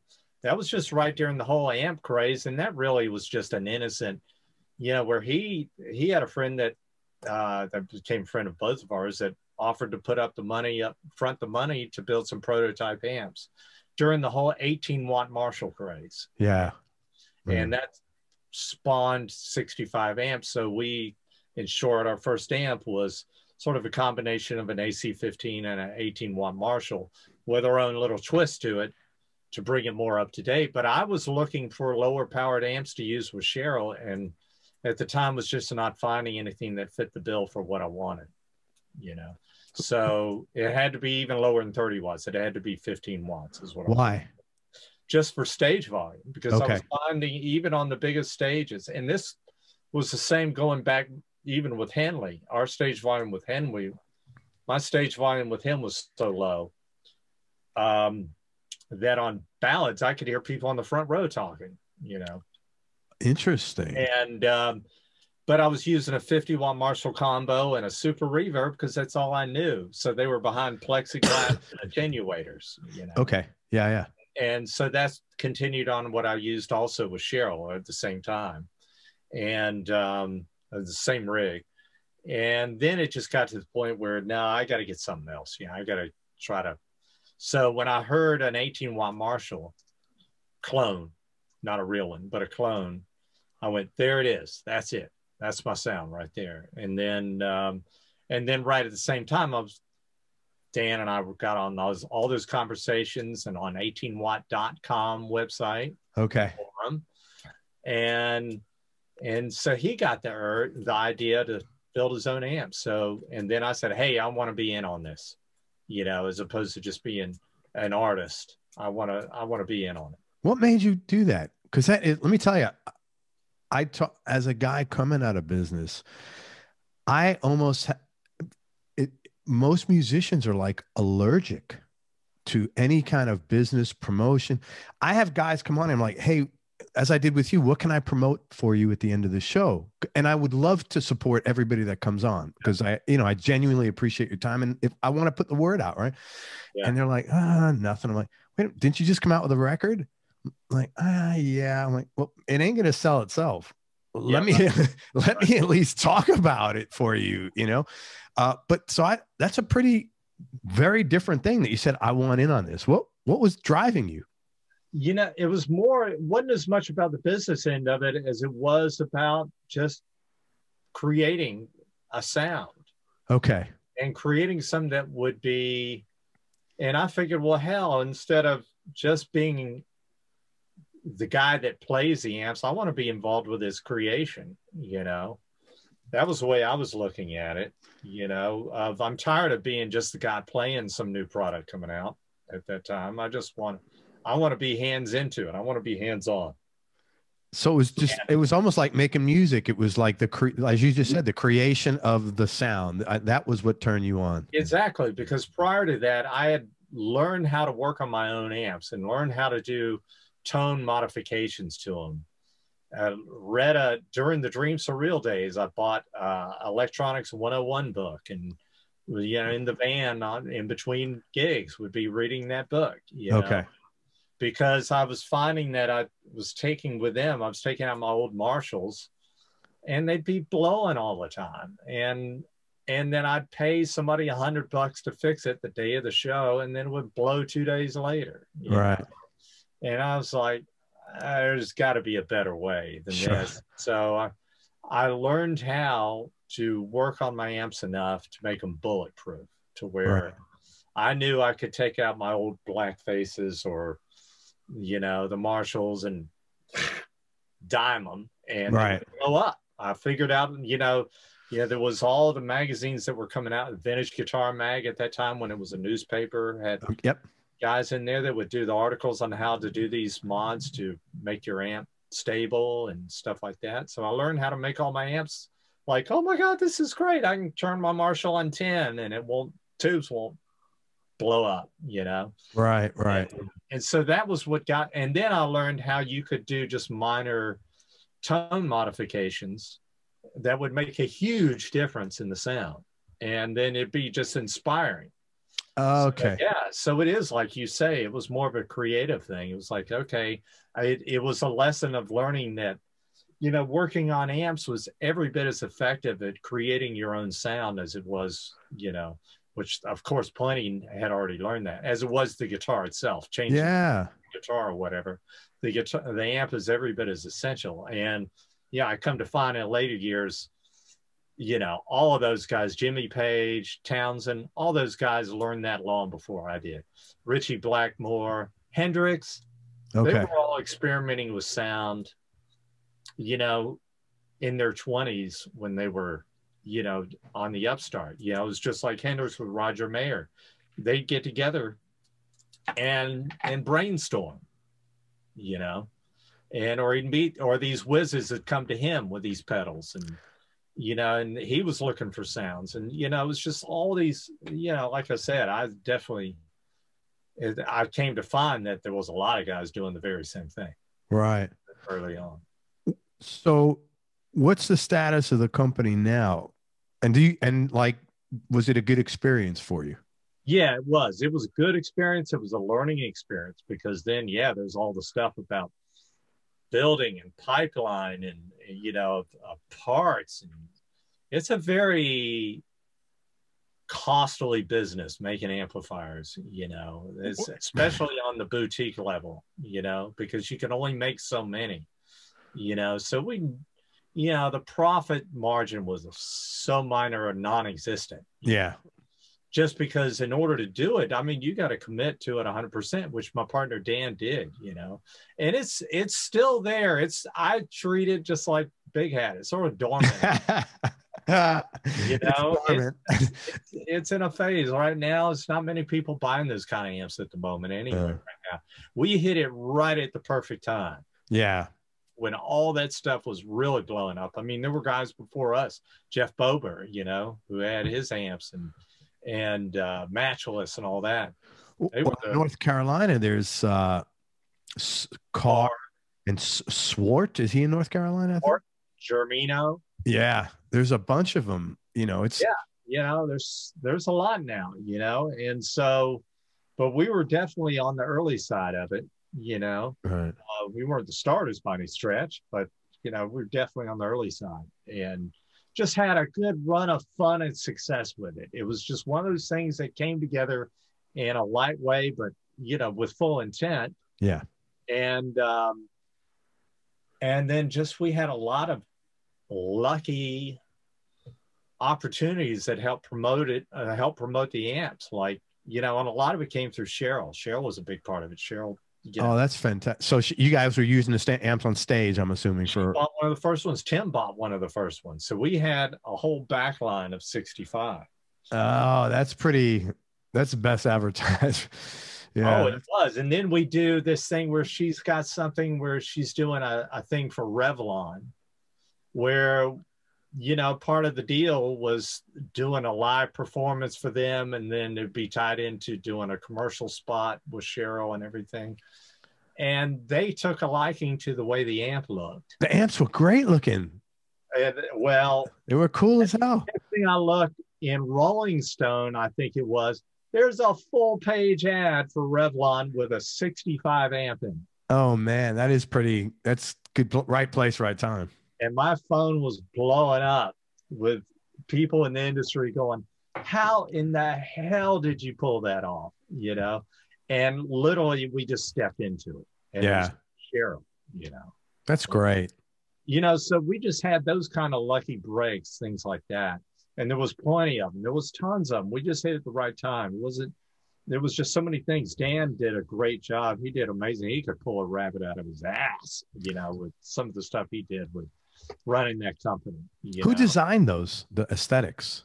A friend of Dan's did the initial designs for it, of coming up with like the vertical vents and the cathedral looking front.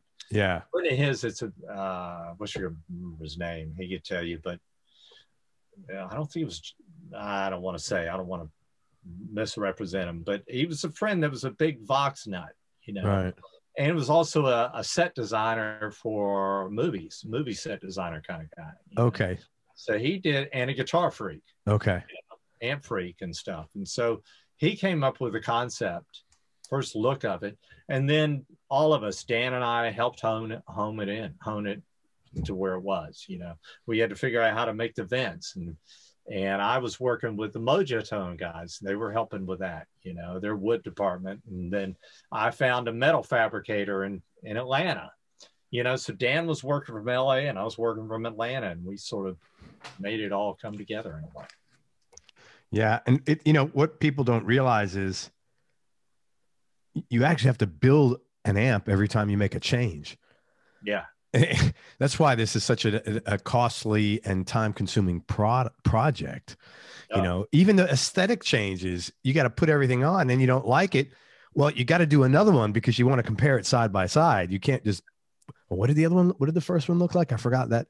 Yeah, it's a lot. And then same thing with the, excuse me, the tones and the sounds and everything in there. It's a very costly business. Yeah, and it takes time, and it is costly. And you know, we just had a lot going for us on that, you know, and it had me too being able to take the amps out and actually use them. Absolutely, yeah. You know, from there, that's not quite working, or it's a little woofy, or this or that, and we figure it out. And sometimes it'd be the size of the back panels on the cabinets. You know? Oh, okay. So you know, as much as the circuitry. Yeah. Very cool. So that's dormant and to be continued, hopefully at some point. Yeah, it'll be continued. It'll kick up in some shape or form. You know, every period, everything has its period, and you know, that's sort of in a way that whole boutique amp thing is. We've seen that ship sail in a way, you know, especially now that we're getting into this world digital and stuff like that. You know, I think there's always going to be amps. I mean, I think people will always buy, you know, tube amps. Me too. I don't think that's going to be an issue. I mean, I think, you know, maybe as each generation comes, you'll have less and less people buying tube amps. But yeah, I agree. You know, but I think the thing that's made the most impact has been the music industry's change in general. Absolutely. You know, where streaming came in, the income downturn, you know, the artists in general just frankly don't have the money to be forking out $2 to $3 grand for an amp. Yes. And, you know, the larger segment of our buyers were, you know, people like us that had progressed in their lives and business and everything, and were collectors and appreciators of good sound, and had the money, you know, from other business to be able to buy amps and try them, you know, more so musicians. There's a lot of lawyers or whatever buying $6,000 guitars, so I'm sure there's room somewhere to figure out how to get that amp in their hands. They are still out there, you know, and there's still musicians that want them too, you know. So I just think that we'll you know, come out with something again at some point. But it was fun when we were doing it, because each year from now it was almost like doing an album, you know. Because what kind of sound did we want to create this time? Oh, I heard this sound that'd be really fun to try to put our own angle on, our own slant on, something like that. So I treated it like each year that we'd introduce a new amp at the NAMM show, it was like putting out a new album. That's cool. That must have been a lot of fun. Yeah, it was. It was a lot of fun.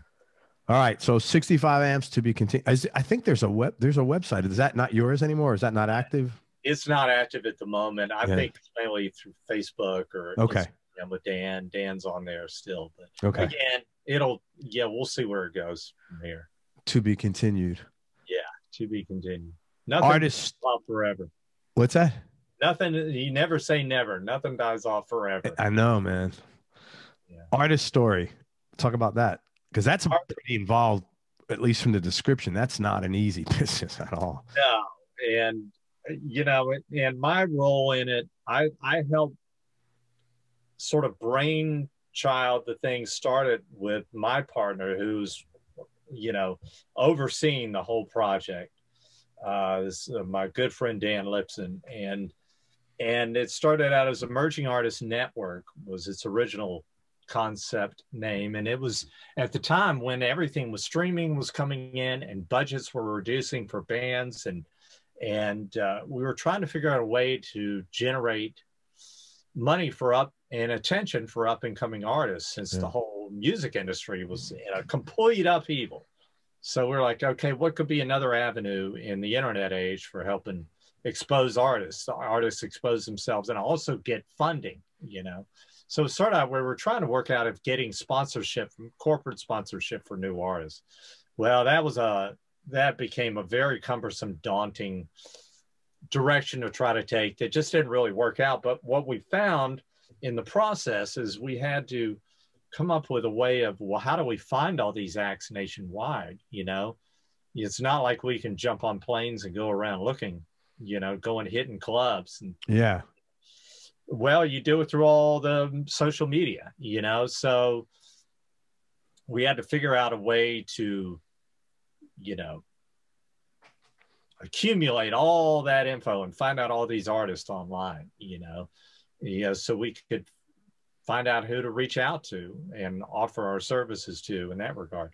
Well, that was by way of technology and web platform, which in short now has become an iPhone type. And so we created Unmetrics. There's other metrics out there, but ours became a metrics thing where we could tap into up and coming artists and see what their activity was and their level of activity was. And so now, in short, what Artistory is now is it encompasses everything. You can find new artists.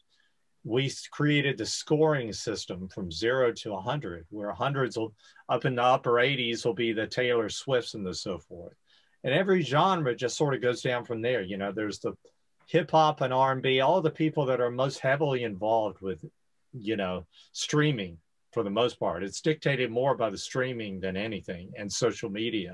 That's where your metrics are driven from, streaming. Metrics are driven from streaming. Yeah, that makes sense. And activity and how active these artists are, and YouTube and everything like that, because that's the whole environment now. That's the music industry more. Bandcamp, CD Baby. Yes, 100%. Oh, yeah. Yeah. And so still it's about finding new up and coming artists, which now you can find all day long, but then, you got to go to all these different places. God, it's like, I'm just listening to it's, but what's the revenue model? So it's again, brand ads, on the app itself, things of that sort that'll bring in the revenue for us in that regard. For the artists, it's become a thing that is great for users because we're creating games on it now. Okay. But also it's in beta. It's about to come out. It'll be out this year, but it's in beta testing now. But in short, we got all this great data to where it's all in one place now. Okay. To where, I want to see what this artist is about. Oh, I can hear them right here. Oh, I can look at their latest Twitter feed right here, and I can start my own playlist of all these artists, and it's all right there. And then we made these fun games where, where it's sort of music trivia games and that you can do, and just stuff that's engaging. So it's a way of engaging as a music discovery tool, and also keeping track of the legendary artists or your favorite artists, things like that, all right there in one spot on your phone. Man, I wonder if, there's a whole industry of influencers now. And so there's a whole industry of people trying to find influencers and match them with brands. I wonder if those people would be able to use your. Yeah, absolutely they would. So Yeah. it's a music industry tool as well as a social tool for music lovers, you know. So yeah, and we're, you know, we have a lot of people involved now, and a lot of big interest from the music industry as well. So this year is probably going to be the year we'll see it all finally come together. But yeah, the amount of work that goes into that, you know. I know exactly how much work is involved, and I know how many people and programmers and has to be involved. It's just like big time. Yeah. And it's and you talk about it in another dimension, you know. We need to find some big dumb company that says, hey, that's a great tool for us. Let's cut you a check. Yeah. And that's about what it takes, you know. Yeah. And, you know, so you've got that element of it. That's always ongoing.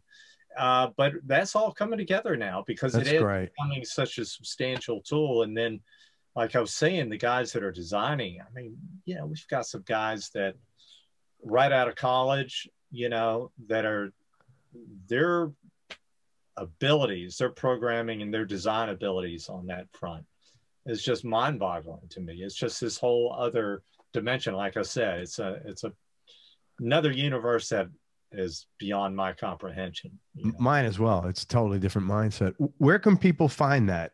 Is it an app? Is it on social media? Where should people go?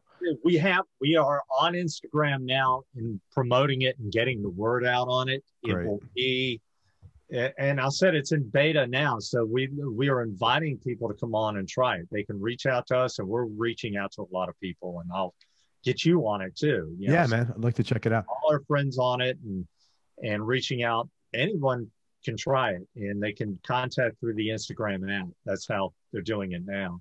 So, and Artistory is on Instagram. Artistory, yeah. ARTISTORY. Correct. Okay, and find them on Instagram. Awesome, man. Well, I wish you a lot of luck with that. That's a big project. Thank you. Yeah, it is. It is a big project, but it's fun, man. It's going to be really cool, or it already is. It's going to be. I'm just really looking forward to it being in the App Store and launching. And yeah, that'll be cool when you see it. There, we're just getting a couple tweaks and bugs, you know, done with it first. So it's close. Good luck, man. Thank you. Peter, low points. What were some of the low points or dark periods that you've had to deal with in life, and how'd you get through them? Oh man. Well,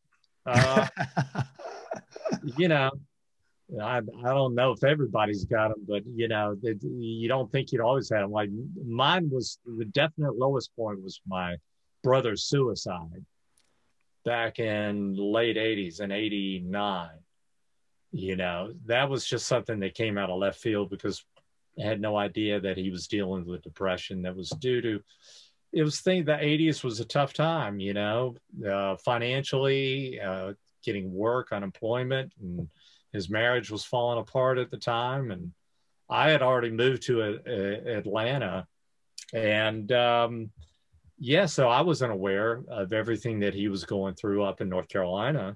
And so it was, yeah, that would definitely be the darkest. That was one of those things where I remember hearing about it and then walking out that night into the driveway and going, all right, what does this mean? There's, you know, looking up, hey, universe, hey, God, whoever, yeah, you know, what am I supposed to be taking from this? Because everything just changed, you know, with that one episode, you know, because he and I were super close, you know.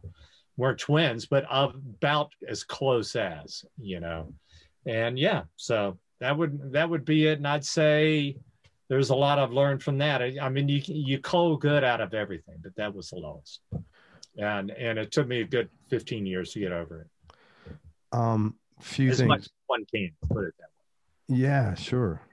Few things. First of all, that I'm really sorry, and thank you for sharing that, man. That was really nice. Yeah, well, you know, it's one of those things where I used to really keep it, you know, internalized and not tell anybody about it, you know, and not say it. But you know, we've seen everything that we're going through. I mean, there's so much that's going on. There's so much upheaval in all ends that's not even worth getting into. But it just shows that, you know, the vulnerability of that is out there and it's real. So you might as well talk about it and might as well offer to help anybody who's going through it. You know, I just went through a period where I internalized it. I didn't reach out to help. I had people that I was surprised how many people had dealt with the same thing, and even them offering their help. And I wouldn't take it. You know, I just felt it myself. Interesting. How come you didn't take it? That's interesting. I don't know. It was just, I don't know if it's, you know, suicide is a tough thing. You don't know if it's something to be embarrassed about when it's in your family, or was it that time, you know? Or I think back then it was like, it was almost like getting divorced in the 50s. Yeah. Right. Yeah, I couldn't. Yeah. You know? Yeah. It was like, oh, you know, she's been divorced, you know, that kind of thing. It was a hush hush. Now it's like, oh man, he's gone through his 3rd divorce last week, you know? Yeah. Right. Where it became more of the norm. It's just, you know. Yeah. Now you got guys like you and me been married forever. Like, you guys have been married 30 years. Can you believe that shit? Right? Yeah, no kidding. Exactly. Did you ever get an answer when you, not that day, but at some point in time, did you get an answer from the universe? Like, what am I supposed to do with that? You know, nah, it's a hard one. I don't know if I have or not. Because there's still, that is a tough one. There's, you know, and that's the tough thing about suicide, is because I've gone through all these wonderful things. Like my brother was into music too heavily. And so all these things that I've enjoyed in my life that I just would go, David, holy shit, if you had been around for this. Yeah. Stuff, you know, or in the case of his children, you know, who've grown up to be adults who are amazing boys, you know, now men, you know, and one of them is a great drummer, you know. That's the one you took to Disney. Yeah. And you know, if he would have loved to have seen that progression, you know. Yeah. Suicide is so unfortunate because it is of the moment. It's a true, depression is such a true disease, which that was the other thing of the 80s, that people weren't accepting it yet as a true disease. I think mental illness in general was looked at as a flaw, like, you know, like it's like a weakness almost, not like, hey man, this guy's suffering depression, he's suffering, you know, fill in the blanks. And where I think now people, I mean, I've had tons of people come on the show and say, I really want to talk about depression because it's not, a lot of people suffer, you know, same reason you're talking about. A lot of people suffer for this, and we need to have this dialogue going actively. Yeah, you know, might as well. The doors have been blown open in so many ways on everything. Yeah. You know, so why not be open and transparent about this as well? You know, yeah. Because that's the only way that you can make other people aware of it, and aware of what happens to those that are affected on the back end. Yeah. It's just like me saying, you never really do fully recover from that. You know, like, you know, it's just like, you know, I can't hold it against my brother, but I could just say to him, man, if you'd have just stuck it out, if you'd have weathered those next few years, even however long it took. By the time you got to the 10th year of what I've gone through, getting over you being gone, you know, if you would have taken that amount, you would have gotten over it. You would have already been in your next chapter of your life. Right. You know, and that's what I think people should know about what they'd be doing, how they're sliding themselves. You know, now when depression, that's another thing. I mean, it is, I've had friends who have committed suicide from depression, serious case of depression, clinical and medicated for it and the whole bit. Still couldn't cope, that whole world. And I'm not addressing that chapter as much as I am, you know, because that's out of my league too. Sure. Everybody's got their own realm of that, you know, but the thing is, just don't resort to suicide, you know. Yeah. It causes a ripple that is an unnatural ripple, put it that way. Man, it's interesting you talk about the clinical, and I don't remember what it was. I was really sick. I don't remember what it was, but someone gave me, I think it's called like a Z pack. Uh-huh. I never take shit. Like I'll tough it out. I just don't want any of that crap in my body. Yeah. But what the hell was it? I'm trying to think what it was. Feedback, yeah, it's the whole It was like steroids. It was like 5 pills one day, 4 pills. Exactly. And I had antibiotic steroid kind of kill thing. Yeah, what the hell was it for? I don't even remember.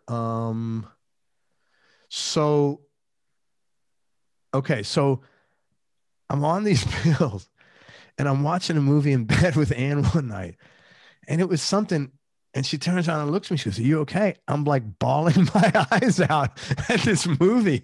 And I'm like, I don't know what the hell's wrong with me. I said, I'm so sad watching this. And then I realized I was literally suffering. This thing had put me in a depression. Yeah.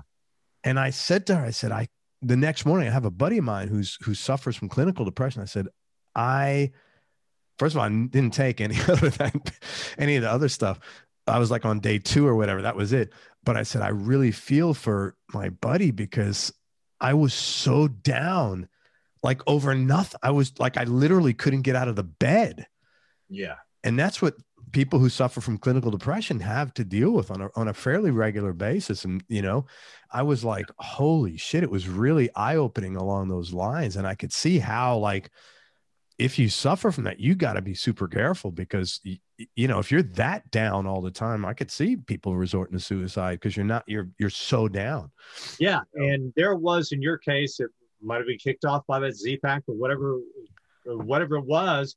It can be chemically induced. It was the chemical imbalance.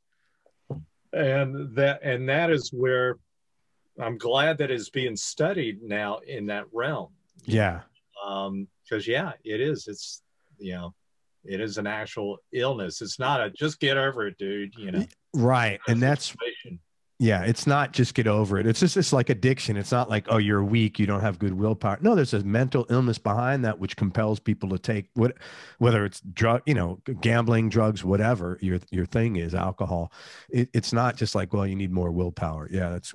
Exactly. And it's like, I fortunately do not have that depression tendency, but I have had things or situations that, especially over the past year that, and then what you described, that just puts you in that funk where it's almost immobilizing, where you just don't feel like doing anything, where you don't appreciate the good that you do have, or, at that meeting moment, it's like, fuck it. It's just, why? What is it worth? And then you're back on that search again for what's the meaning of life? Why am I here? Yeah. And you go through that all again, and then all of a sudden you find out you sort of answer some of those questions, maybe, and get yourself back on track again. Well, especially during COVID, it's been real tough and I had this conversation with so many guys I talked to, how many days in a row can I wake up and say, I'm so grateful I have a roof over my head? That gets, how many days in a row can I say I'm grateful I have running water? I get it. It's like you have to, it's tough when a time like this, when financially and career wise, certain people are like, what the hell's going on? I have no career now. I have no, and it's hard to remind yourself, that stuff. So thank you for sharing that, man. It was really cool. I'm glad that that's an open, people in general are more aware of this and less judgmental of it. I think it's important. Yeah. Well, thanks for asking. Man, are you kidding? Tell me, let's talk about gear for a minute, man, because I want to hear about your vintage guitars. What's your go-to guitar right now? And what other 2 round out your top 3? You got it with you. Awesome. Oh, yeah. I was hoping. Because I'm in my studio. Oh, man, I got a few go-tos. That's a good problem to have. See? Yeah. Hey, and tomorrow you wake up and say, well, I'm grateful I have a bunch of go-to guitars. It's been no kidding. Well, that's it. It's just it, and they've accumulated, because from high school. So I've got, the ones I go back to, one of them's upstairs. I can go grab it, but my old white Strat I've had since 1980. It's a 65 Strat. I've just had it. Oh, wow. back when you could get them for next to nothing. It's a beater, but it is just the best Strat. I've gone through a ton of Strats in my life, and it's the best one. And so I record with that. Original pickups? Original pickups. Everything's original except for a 5-way switch and a refret. That's so cool. So, and it's white, you know, so it's what I always wanted because of Jimi Hendrix. Yeah. You know? And, you know, I've had other ones. I had like close to the one, I had a 70 or 71 white strap maple neck 4-bolt. Okay. It was the Hendrix looking guitar, you know, it wasn't a 68, put it that way, but it was close. But even that wasn't as good as this one. You know? Yeah. It's just, this is the one. When you find the one, this is it. And, question for you. I see a lot of, because I like Strats as well, and there's a lot of 62 reissues. What was so magic about that 62 year, or not, or was it not? You know, I don't know. I maybe that was a year where a certain neck cut in the slab fretboard was a big deal. Okay. Slab board. There was something about the feel of those necks and that fretboard and the resonance of it. It had a thing, you know. But that's all I can figure, because you know, all of them is, and now they issue, you know, various models. They have a 65 period, which is what mine is, and it had its own unique kind of feel, and it had the veneer fretboard, rosewood fretboard, right? You know, that was more curved and thinner, and they all, and then to me, even that large headstock 66 through on into the 70s, but mainly the late 60s ones to me, especially 66, 67. Back when I was a kid, you could buy those for next to nothing. It seemed like they were still expensive to me, $200. Yeah. But, you know, they were everywhere, you know, and especially rethin, because everybody was stripping finishes on guitars like crazy in the 70s. So that dropped the value, and you could get, you know, I had my first Strat was a 66, you know, but back then it was nothing. It was, you know, that's amazing, stripped down a natural, you know. But yeah. Here, I'll show you another one. Yeah, man. Thank you. I can find it. Oh, here it is. This is one, you know, it's a Les Paul Jr. Oh, I love those, man. 57 that I've had since high school, that actually belonged to a really good high school friend of mine, Nora. And so I nicknamed it after her, Nora. That's a cool, I love Les Paul Jr.'s, man. Yeah. Oh man, this thing has that Leslie West sound. It's hard. Leslie West freak, as well as Mick Rouse and Mott the Hoople and Bad Company. And this was, you know, on the Mott the Hoople, All the Young Dudes record. This is what emanated that, but mainly Leslie West. You know? Yeah. Well, he was one of my favorites. Guitars, like if I reduced back to 2 guitars, it would be this and the Strat. Okay. Well, I mean, can't go wrong. Can't go wrong. And what would be number 3? Oh, man. Well, let's see. Do you take those on the road? On occasion. Okay. Oh, it's a white Strat. It is down here. Oh, you got the white Strat? Yeah. Yeah, man. Man, that guitar looks great. Yeah. You know, it's like whoever owned it before me apparently was trying to get rid of the yellow.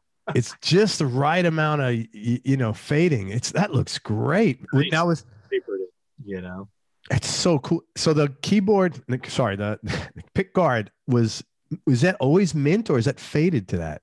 It faded to that. That looks great, man. When I got it, I remember when I opened the case when I first bought it, and you know, whoever played it must have had really dirty hands or whatever, neglected. It had crud, just gunked up along the whole edge of the pick guard, and it was this snot yellow and green, and I looked at it and was yuck, you know, but yeah, at the same time going, wow, that is beautiful, you know, but this is in 80 or 81 when I first got it, you know, and it was shipped up from Thoroughbred Music in Florida. And you got it from down here in Tampa? Yeah. And when they were at the old store on Nebraska Avenue. And yeah. How do you know Tampa so well? because the cover band I was in right out of high school, we played down in Tampa all the time. That's wild. And so I got to know Roger and Elliot in their original store. And Roger Hughes was the one who told me about this and said, "Oh man, I got a Strat." Wow. And, beautiful, beautiful fretboard, yeah. man. I love that dark wood. Yeah, it's great. But all that finished coming, I did that. I get to take responsibility for that and that, that's all. Very cool. Beautiful guitar, man. So yeah, so those would be the two. I would probably, oh man, I got so many that I would be hard to separate from. But as far as electrics go, I don't know, Juniors, whatever. But I do like this one. And this isn't, I'm just not pitching here. This is one that Andy Elliott makes. Oh, Elliott Guitars in North Carolina. Yeah. And this was the first one, actually, or first batch, I should say, not the very first one. But it's the one that we worked on together called the Tone Master. And it's like a jazz master kind of. Yeah, it was the jazz master. But, he said, "I want to make you a guitar. What do you want?" And I said, "What would you like to do?" And I said, and he made on the Fender design. And I was like, "I don't want to do another Strat or Telly. There's plenty of those out there. Why don't we, I've always wanted a jazz master, but I never liked the pickups and I never liked the whammy kind of setup on it." Yeah. So I said, why don't we make the pickups like P90s and put the strings through the body? Okay. Over barrel saddles. But I want the large headstock because I like that look. And, that was it. And then, so there was a lot of thought that went into that because at that time, nobody was making pickups like that at all. And so actually he paired up with Lindy Fralin. Okay. And they came up with those. He called me one day. We talked for about 3 hours about P90s. Wow. Because he's a P90 freak too. And so Lindy and Andy Elliott pitched in together, split the cost to tool up to get these pickups made. So it was quite an investment on their end. So these are I can easily say without question that these were the first of the Jazzmaster P90 design, because the P90 is not a Jazzmaster pickup. They're the screws going into metals that are on the underside of the pickup. Okay. As opposed to the magnets being the actual pole pieces, like a Jazzmaster pickup. Very cool. So is that like your own model, the Peter Stroud model? This is Peter Stroud model. We call it the Tone Master. The Tone Master. Yeah. At Elliott Guitars. That's awesome. Yeah. But the rest of it is about Andy's build. He's just it's like he's of this another dimension in quality of, and like the guitars just come out bigger than live sounding. Everybody, same with this one. When I hooked it up for the first time, I was like, okay, whoa, what is this?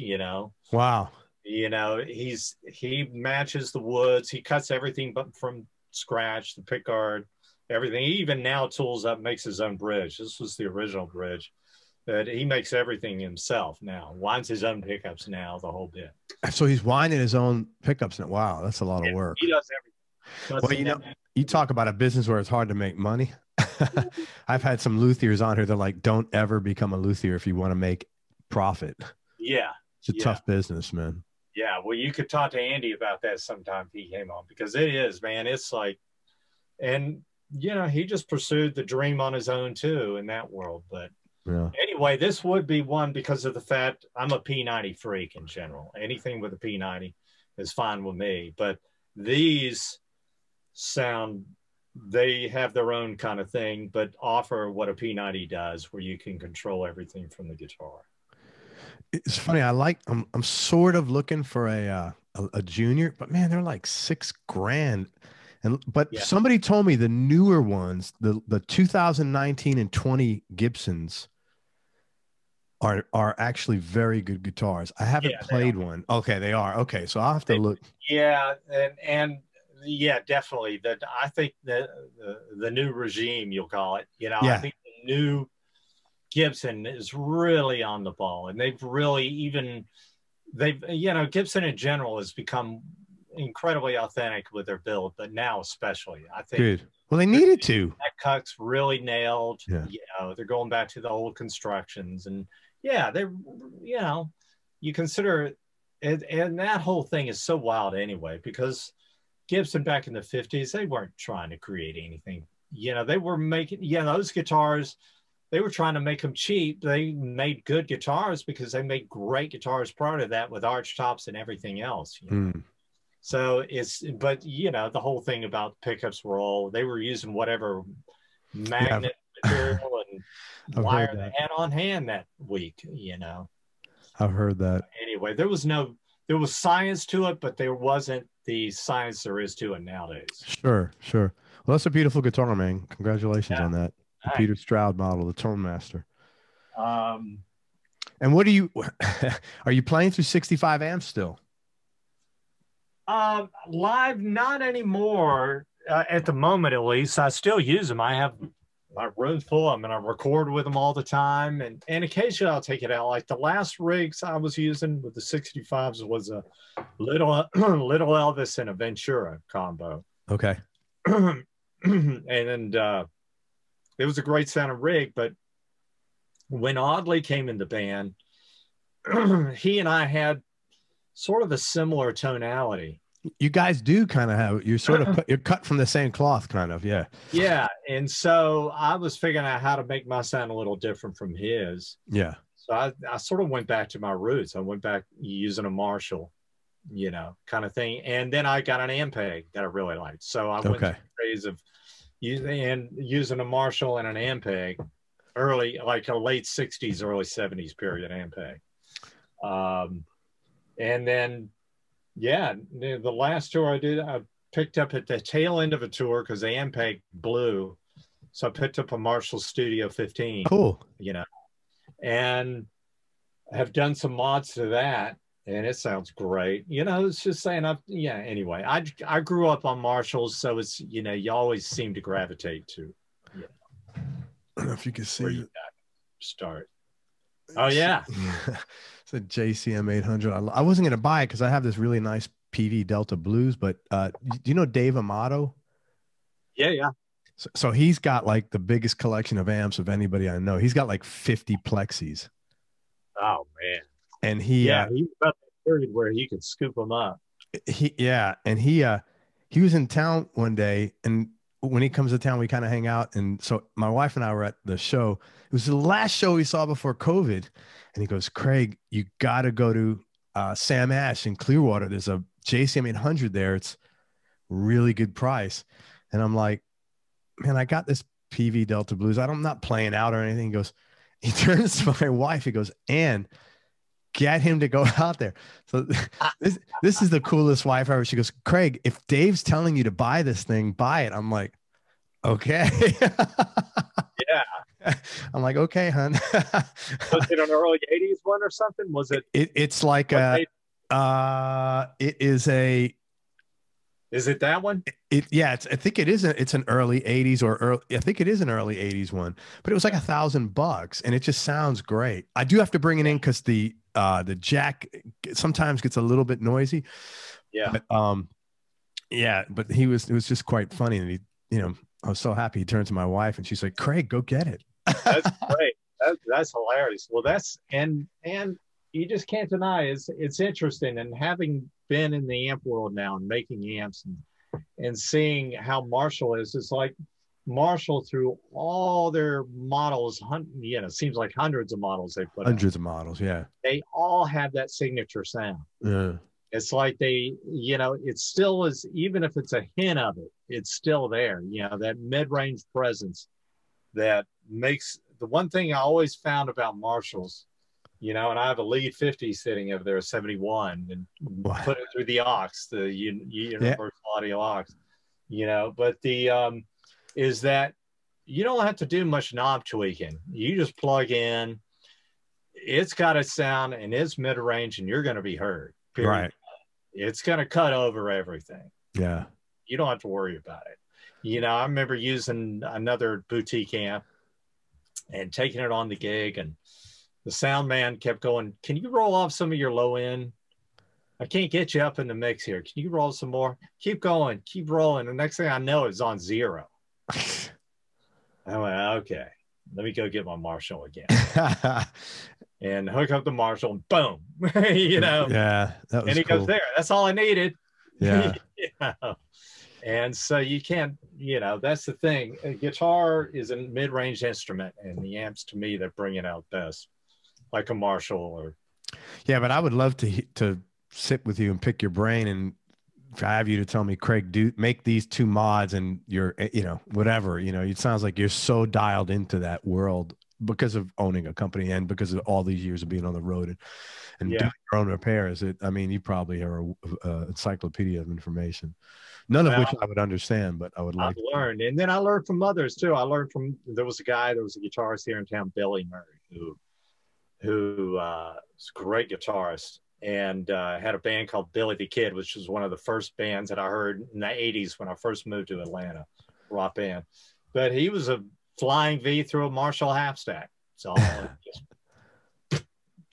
you know, yeah. He would tell me one of the valuable stories, the lessons he taught me was turn the treble off. He says, by the time you mic it and you put a microphone in front, it accentuates the high end so much, putting a microphone in front of the speaker. He says, I just turned my treble knob to 0. Is that what you do? I keep it way back, you know, and there's others like, you know, I heard that the same with AC/DC guys. I think they keep their presence knobs on 0. They never turn them up. Okay. You know, I'd heard through the grapevine kind of deal. You know, you'd have to authenticate that. But when I tried it, it made total sense. You know, and Billy Gibbons, I saw a picture from the 70s when he had those Rio Grande amps that were reworked Marshalls. They were Marshalls in another box, but he had put chicken head pointer knobs on them. Okay. The Rio Grande, whoever made them for him, had chicken head knobs. So you could see his settings in the picture I saw. And he had, for that sound back, and we're talking Fandango days, you know. Right. The mid-range and treble were on 0, and he had the bass on 10 and the presence at about 6, and his volume at about 6 or 7 on the treble channel, going into the treble channel. And I immediately went home and tried that setting on my 71 small box lead Marshall, lead 50, you know, and there it was. It was Billy Gibbons. It was Billy Gibbons, and I played every ZZ Top song for the next 2 hours. You know? All right, man. So you give me some good stuff to start with here. Thank you. Top 3 Desert Island discs, just for the right now, knee-jerk reaction, just for this moment. Jeff Beck Wired. Oh, I love that record. Top 3.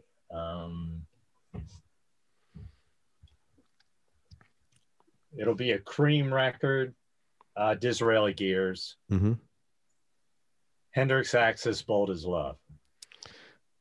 Awesome. There's many more, but I'll just go with those for now. Yeah, that's cool. Those are all great records, man.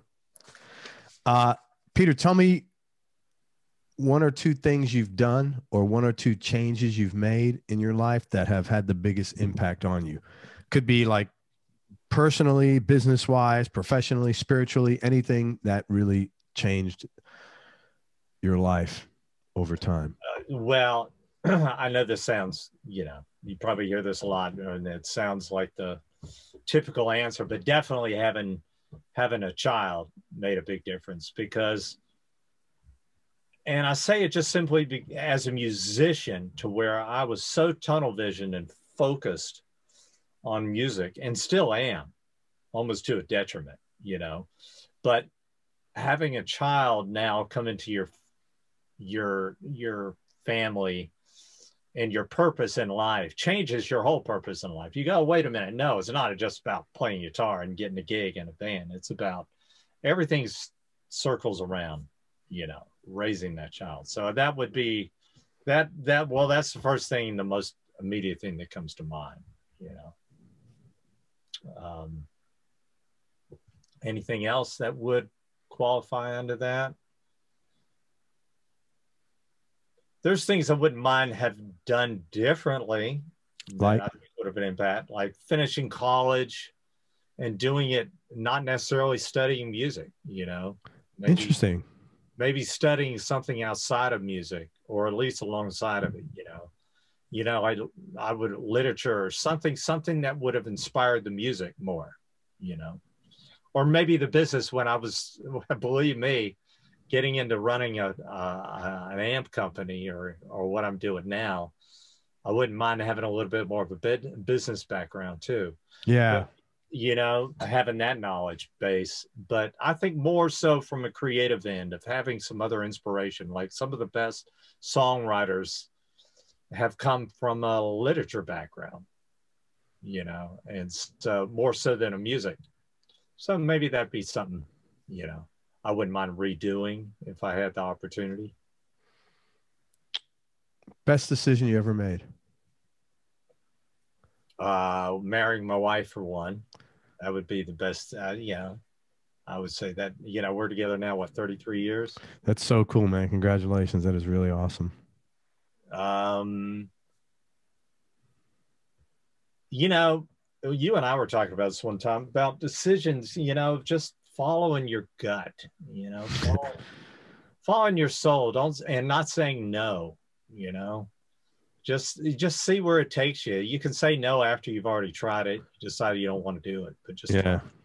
You know, so the best decisions have always been just see what happens, just go for it and do it. So, you know, at the time that I was, yeah, I could say one of the best decisions I made was playing with Pete Droge, and because that was going from being my own, trying to start my own band and try to be in a side band.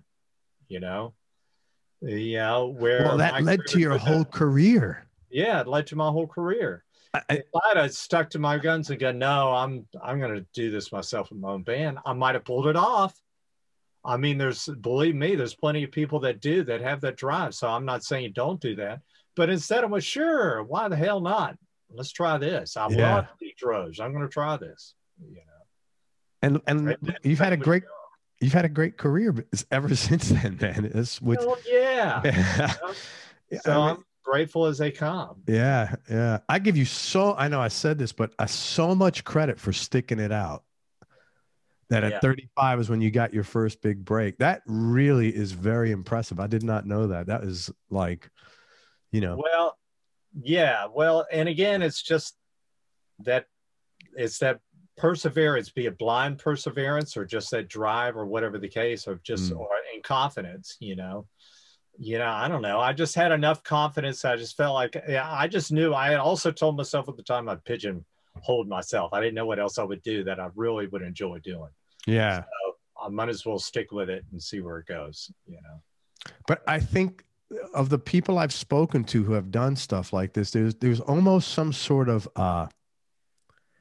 yes, there's always like the thing you just said, well, I couldn't do something else, or I had no plan B, so I had to do this. But I also believe that there was some, as you just said, confidence. There was something inside that said, I know this is going to work. Yeah. Now, what this is going to work could mean a lot of different things. A lot of things. Right. But I think that I know this is going to work has to be present. Yeah. Because you have some shitty dark days in between the time you start and it actually does work, you know? Man. So I give you the utmost credit for that, man. What do you like most about yourself? That's always a tough question. I always feel some of these questions we should be having drinks when I ask people, because the answers would be a lot better. That's enough about myself. Let me tell you about myself.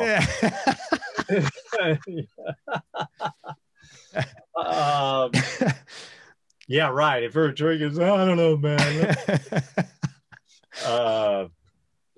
Shoot, I don't know. I'd like to hear some of the answers you get on that one.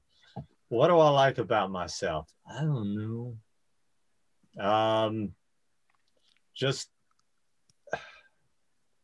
I think that would be it, is just trying, that lesson I learned about just being open-minded and trying to keep a wide peripheral view, you know, even to the person sitting next to me on the plane, you know, instead of putting on the headphones and acting like, you know, I don't want to talk to them, seeing what they're about, you know, unless they're really obnoxious. But otherwise, you know, if I've met some incredibly interesting people that way, you know, so I think it's just keeping that wide vision all the time. That's something that I don't know if it's what I like about myself, but it's something that I'm happy that I do, you know? Yeah. Well, dude, you did that with me. So I appreciate it. Yeah. Yeah, man. So thank you. What would your wife say she likes most about you? Oh boy. I don't know. That's, you know, hard to say there, you know. I don't know. I'll let her answer that one. All right, to be continued. Who's had the biggest influence on you musically and then also personally, life-wise?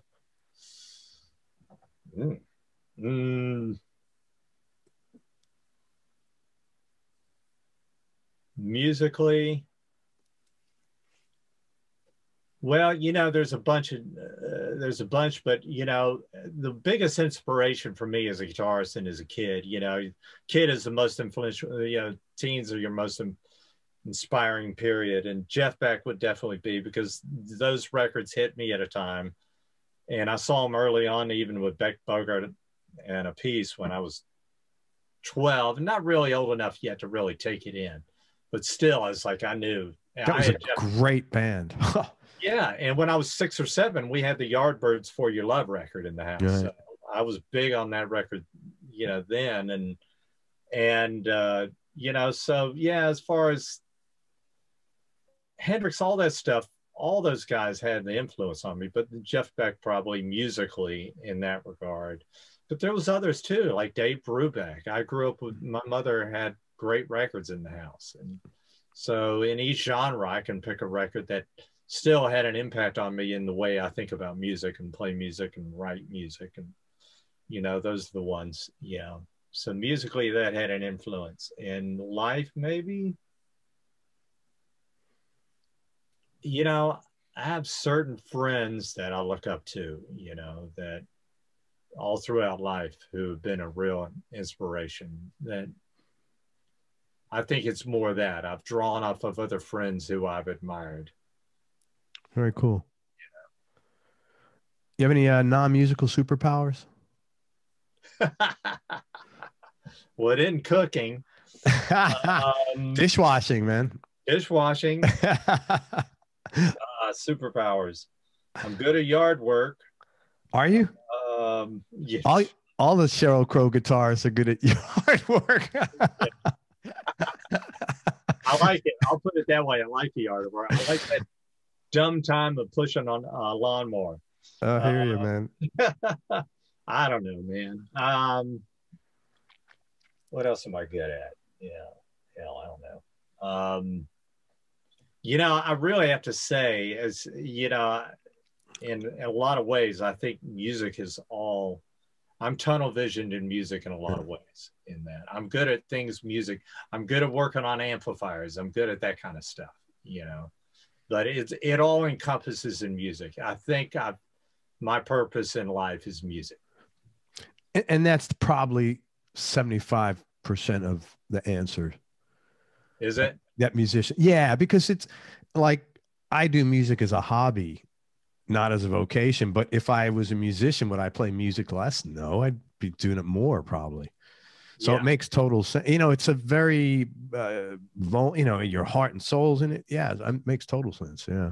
Yeah, it's like there is no, to me, you know, you hear about retiring, and there's no such thing as retirement in music. Yeah. Retire from what? Not making music? Yeah. Right. Maybe not traveling.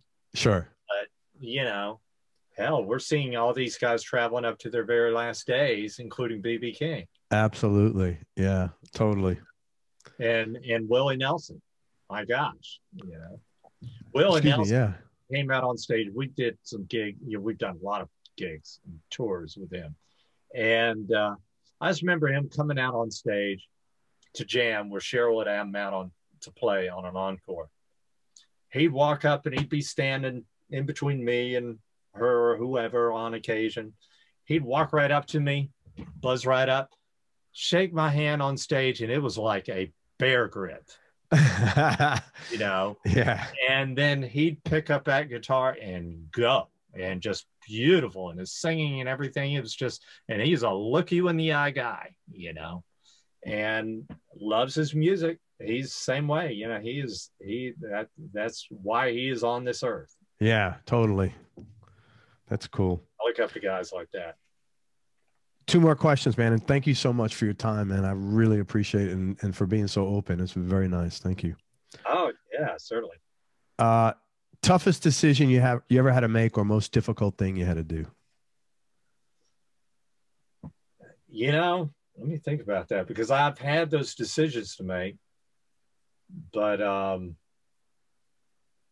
must have made the right one because I can't remember them now. That's good. That's good.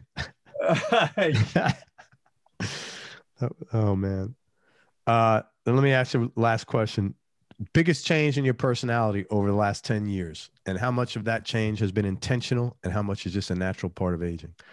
Which, if you just listen to audio, this guy, there's no aging. This guy looks like he's about 35 years old, and he's he's been married 33 years. So do the math. So, all right. So the question again, I'm sorry. No, it's cool. Biggest change in your personality over the last 10 years, and how much of that change has been intentional and how much has just been a part of aging naturally? Well, if you ask Lennox, I've become grumpier. Really?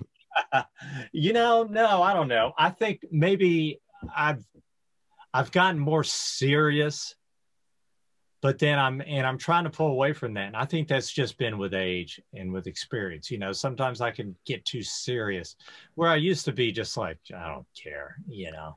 I joke around. Maybe if I was going to say that, that's the one thing, I'll put it this way, that's the thing that I'm trying to swing back away from. Get less serious. Being less serious, being not frivolous, but just, you know, again, it goes back to that, just taking it as it comes and not taking everything so seriously. Yeah. I don't know, you know, it's I think that would be that might have been a change with age, put it that way, you know, which also may come into play with just as you get older and you have more experience and you think you've seen it and done it all. You know, even when you haven't, you know, nobody's seen and done it all, but no, you get to that point where, you know. So what makes you, how come you think you've been more serious? I don't know. Maybe it's just, you know, like, well, put it this way, you know, like I took all the politics really seriously. That really impacted me over the past 4 years. And yeah. Not getting in all that. But, you know, it's like I started, and to me, it was almost in a way sort of a derailment that I wish I hadn't gotten derailed by, but I just couldn't help it. You know, it bothered. I was emotionally so tied into it. But then I think about, well, you know what? It goes back to what your purpose in life is for.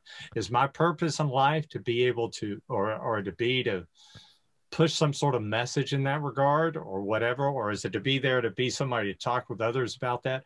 Or is it to play music? Yeah. You know? And just do what you do and have your purpose. And that's what I wish I, you know, or I am trying to get back to. It's just like, whatever, you know. Yeah. All that stuff has a way of working out. And how much does it really impact my life? None. Zero. But you're not alone, man. You could see on social, a lot of people got sucked in. I mean, like a lot of vitriol, like all over social media on both sides of all this shit. It was pretty toxic over the last 4 years, man. It has been. And social media has been wonderful in a lot of ways. And thank God we've had it during this pandemic. Yeah. Yeah, I couldn't imagine what it'd be like for people without it. You know, talk about isolation. Yeah. You know, but it's also been terrible. You know, it's had terrible effects on the community too at the same time. I agree with you. I totally agree with you.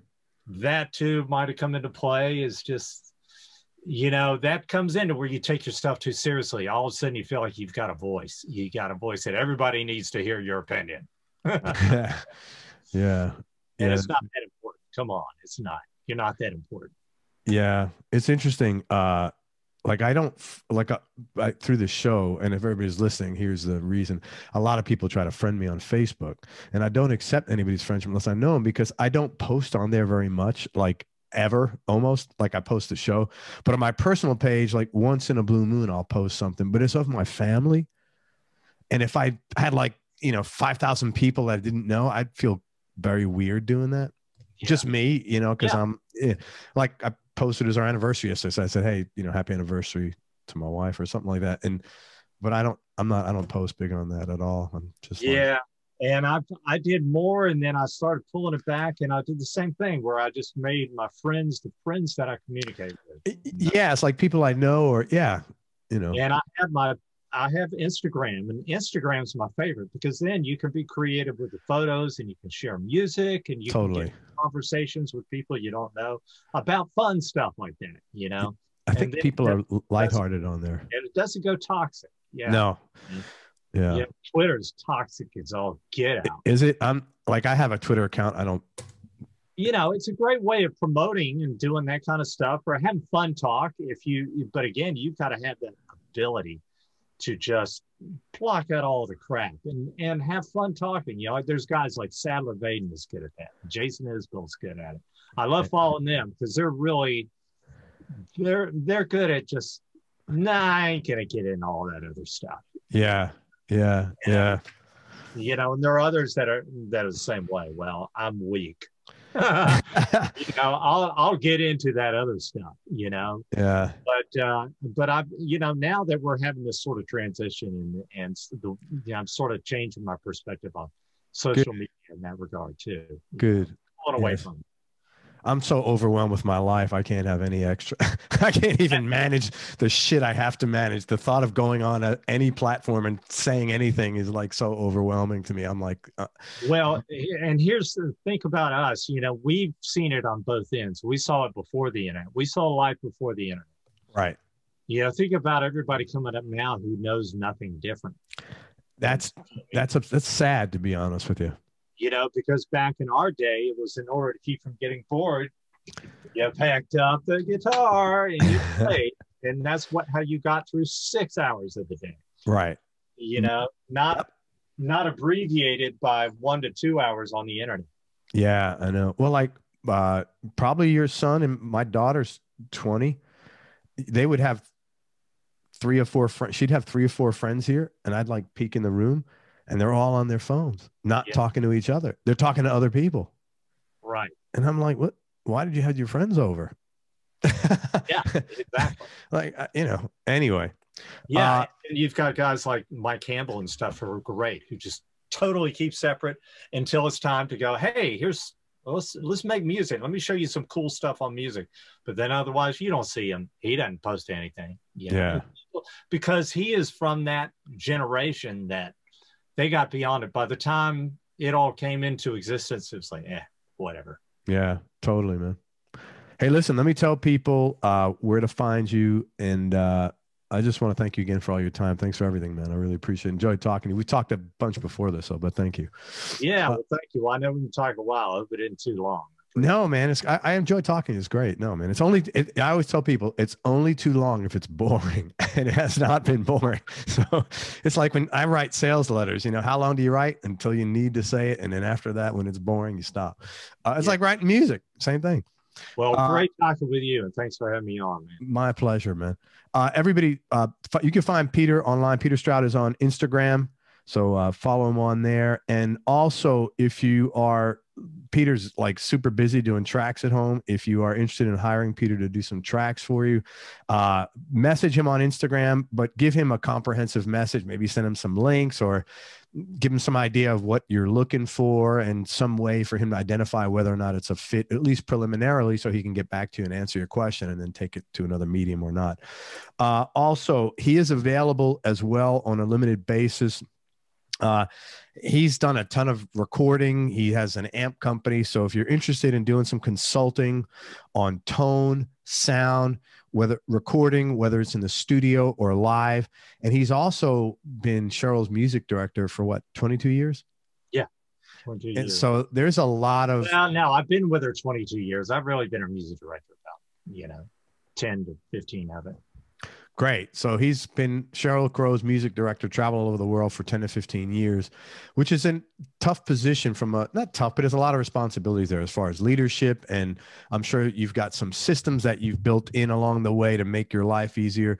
So if you're interested in consulting and getting with him on some of that stuff, again, message him on Instagram, Peter Stroud, and let him know what you're looking for, and he'll get back to you. 65 amps. To be continued. What is the word you said? Dormant. Dormant. Yeah. Okay. Big hat, dormant, 65 amps, dormant. And Artistory. But go away for forever. That's right. But it'll be back. I'm sure 65 amps will be back. And Artistory, go on Instagram and look for Artistory. It's ARTISTORY. If you're an emerging artist, this might be something you could take advantage of. If you are an influencer, this might be something that you could take advantage of. So get on the early list on that. And I'm sure they'll have some social media on Facebook and any other stuff.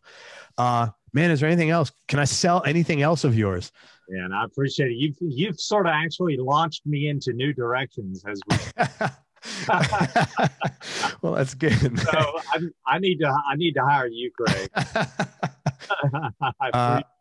Anytime. So, I mean, all of the above that you said, I'm more than happy. So anyway, yeah, and the recording is what I love doing the most. Making music, man, and he's damn good at it. Man, let me wrap this up, and then you and I'll chat. Thank you for everything, man. I really appreciate it, Peter. Everybody, thank you so much for listening. If you enjoyed this, please share it on your social media channels. We appreciate your support. Thanks very much to Peter Stroud for all of his time, being such a good guy and being so sharing and open. I really appreciate that, man. And also, again, if you're looking for Peter for tracks or consulting on sound and tone, studio stuff, find him on Instagram at Peter Stroud. And most important, especially nowadays, man, remember that happiness is a choice. So choose wisely. Be nice, go play your guitar, and have fun. Till next time, peace and love, everybody. I am out. Brother, thank you for everything. Peace. Thank you very much, Craig. Take care, brother. Likewise, bro.